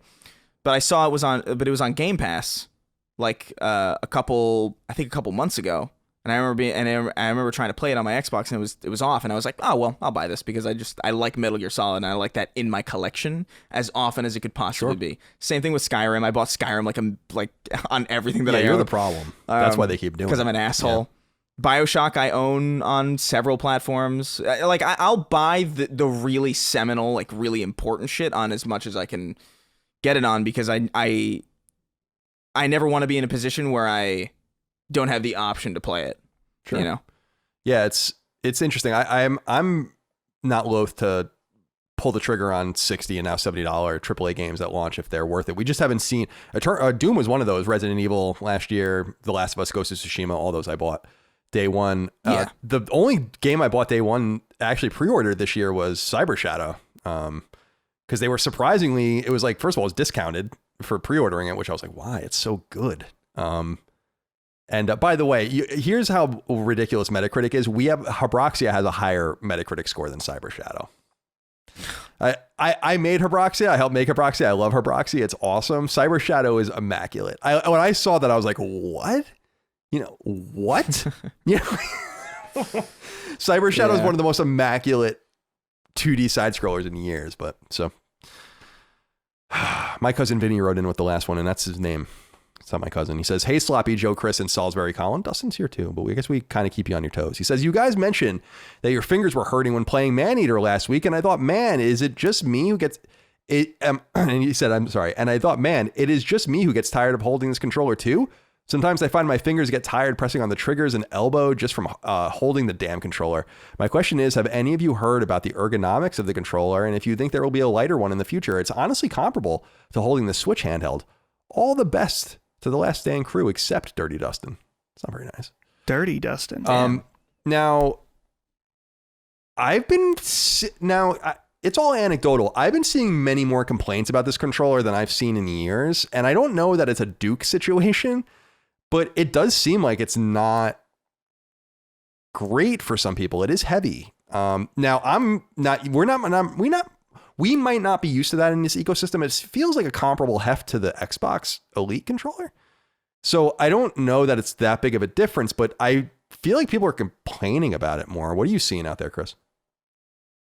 Yeah, I have noticed. I have noticed that, and I do feel like in some ways that it's maybe a bit heavy for a default controller. Like the Elite controller is like big and hefty, but it's also like $150, and like, you kind of get it with the assumption that you're getting something that's a little bit hefty. It's part of why you're getting it, I think. Even beyond the fact that it's just more expensive, it's harder to break. It's like it's got more components and whatever. But I have noticed that like the default controller that I've been using on PC has just been the Series X controller, because it's just light enough to feel like really easy, but it's not heavy. It's not so heavy that it gets tiring. It's not it's not so big that it becomes like a big hefty thing, and it's not so small that it feels like a DualShock 3, or like a 6-axis, whatever the hell that thing was. In half.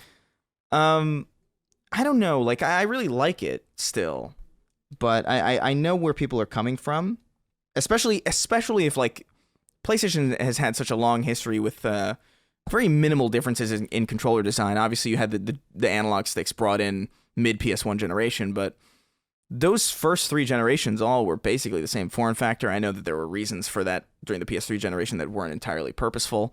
But DualShock 4 was like the first time that we really saw any major change to that form factor. And I just think that this is just objectively the most different one.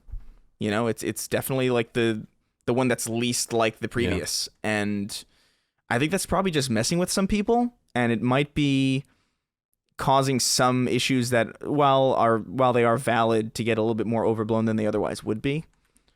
I like what you said there about it. It is different. It feels almost, it's foreign in a way. Yeah, it almost doesn't feel like a PlayStation controller really ever. Like I never really feel like I'm playing on a PlayStation when I'm using this, which I don't know if that's like for better or for worse, right? I mean, yeah, I don't know if that's a good thing or not. Like, it could be, because it could be like, oh, this is a new thing, but it also feels like so detached from the things that are previous to it that it's like, it's almost like a new machine entirely. This might as well be like, I don't even know, like a Steam machine, Dustin, how are you acclimating? Because I know you have your old man hands. Yeah, my busted thumb. Yeah, so I mean, everything's going to be hurting you. But are you noticing DualSense is causing a bigger problem for you than, say, the Switch? Well, that's the thing, Colin. You said everything is hurting me. That's not the case. In fact, it's specifically only the DualSense that is hurting me. Interesting. Like, I played all of Sekiro on stream and platinumed it, and I had no problems. This was after I got the cortisone shot in my thumb. And my thumb, the most it's hurt since I got the shot was I put about a little over an hour into Cyber Shadow on the DualShock or on the DualSense. And I think it was like that repeatedly tapping the square to attack really, really aggravated it. So I remapped the buttons so my attack is now R1. Oh, interesting. It's like I don't know if it's a good way to play like but it's what I have to do. Yeah. At this point. Well, so, and now I'm playing Dark Souls, which the attacks on those games are default mapped to R1 and R2. Yeah. So I don't know what the future holds for me with DualSense. I mean, I'm using it when I'm playing Hitman, but Hitman is such a slower paced. I'm not like rapidly tapping the button, but I would hope that, we saw a lot of third-party variations of the DualShock. Like there was like the smaller one, and then there's third-party ones that eventually come out. And I would expect that would eventually come, just because there are people that have either issues with their hands or they just have smaller hands or something like that. Just so people have options. Yeah, I don't have small hands. I don't have to worry about that. You know what I'm saying? So yeah, I guess we'll keep an eye on it. I think this is the only time, to Chris's point, especially since the Boomerang with PS3, which never even came out, where I'm going to be monitoring pretty closely, like, is Sony looking at this and being like, we need to make a different... See, because you're talking about third-party controllers, which is great, but Microsoft famously solved the Duke by releasing their own controller, and it would be cool for Sony to have like different options, right? Like not only an Elite controller, but yeah, different sizes. They need to get more modular with these controllers. I don't understand why we all have to use the same form factor, white, fucking boring controller. Like it's just, they're so far behind in this way, and they need to do something about it. And they need to stop kicking the can down the road or giving it to other people, like with the SSD with Seagate and stuff. It's like, you know what? You're Sony. Why don't you fucking do it yourself? Yeah. You know, dude. Yeah, those third party controllers are really rough, man. Like I stopped. I put a kibosh on that whole thing. I was like, you know what? I'm never gonna buy a third party. Like I bought one like orange translucent like Mad Catz wireless PS2 controller in like 2005 or like 2004 or something. And like I thought it was like, hey, you know, it's wireless, that's cool. And it was just the worst. No, I bet. And I was like, from that moment, I was like, I'm just done. I'm getting first party and first party only. And I'm glad that like Microsoft like is kind of at the forefront of this in a lot of, because Nintendo's still very much like, they have the Pro controller, which is nice. And that's actually like, I guess Sony is like the most behind in this one facet of their console. It's important. Strategy. It's important too, because, but it's important, man. Yeah. It's a huge deal. Like even just simple shit like the design lab, just to be able to get like custom controllers and custom colors. I love it's that. like, dude, I'd have really cool. so many controllers at this point. You have any idea how many DualSense controllers I'd have or DualShock controllers I'd have if they let us design them like that? I'd have fucking 8,000. Yeah, no, I'd have probably more than I would know what to do with. I would probably have I'd probably make a little decorative wall or something of them. You know, it is weird. I mean, on one hand, we're in a better space. Like when you think about the N64, for instance, there were all of these different ways to get third-party stuff, right? You had like the expansion, the Rumble Pack, the memory card, like all the different stuff, and you can get it all third-party, and the controllers. I got away from third-party stuff over 20 years ago, actually, because my third-party PS1 memory card corrupted, and I was like, and it's the same thing with you, where I'm like, I was in 8th grade or something, and I'm like, never, ever, ever, ever am I getting something that's not Sony, licensed or whatever, or not licensed, it was licensed, but Sony created. And yeah, so ever since then, I have never bought, I must say to my credit, I never bought a third party controller, which I'm happy about. But, well, I was gifted third party controllers when I was a kid, when I had no capital, no earning power. No working capital. Yeah, it was just like, hey, here's this like here's the PlayStation 2 controller, but like slightly bigger, and that's the only difference. And it's got like dotted lines where the face buttons are, and it's like, what the fuck is this? I think we'll be waiting a while though. Actually, I was just thinking like, man, we're hoping for new controllers, but we still can't expand the storage on the PS5. It's February. Yeah, I know. Can you believe that? No, I can't. It's. Oh, you have it? I have my PS2 controller that I got when I was a kid. Let's see it. What the hell is this? Oh yeah, that's so weird. I've never seen that. That is. Oh yes, because those. So the sacred symbols are trademarked. That must have something to do with it. It's so, and it feels wrong. Everything about it feels wrong, even though it looks right, more or less right. It looks right. Wrong. Yeah, that's so interesting. Well, if you guys are not listening to the audio, go check out the video on our YouTube channel. That's all we have for this. Another lengthy episode of Sacred Symbols, as we're kind of working our way back into 2021. The games begin coming soon, and we'll keep monitoring everything. Boys, I appreciate your time today. Hope everything's going well with you, and we'll talk to you again soon. And of course, all of you out there, thank you for your love, kindness, and support of our show, whether on Patreon or free feeds. Please leave us nice reviews on free feeds if you listen to us there, but we'd love for you to come join us on Patreon. We think it's a really affordable and good deal, and we are independent, and we rely on you to help us do this show. So thank you so much for your love, kindness, and support. We'll see you next time. Goodbye. Take care, guys. Sacred Symbols, a PlayStation podcast, is a product and trademark of Last Stand Media and Collins Last Stand LLC, and is recorded from Central Virginia and Burbank, California, USA. The show was conceived by, is written by, and is produced by me, Colin Moriarty. My co-host is Chris Raygun Maldonado. Sacred Symbols' executive producer is Dustin Furman, and the show is edited by associate producer Ben Smith. As you know, all of Last Stand Media's shows, including Sacred Symbols, are fan-funded on Patreon at patreon.com/laststandmedia. The following names are at the producer support level or higher on Patreon, and we're grateful for your kindness and generosity.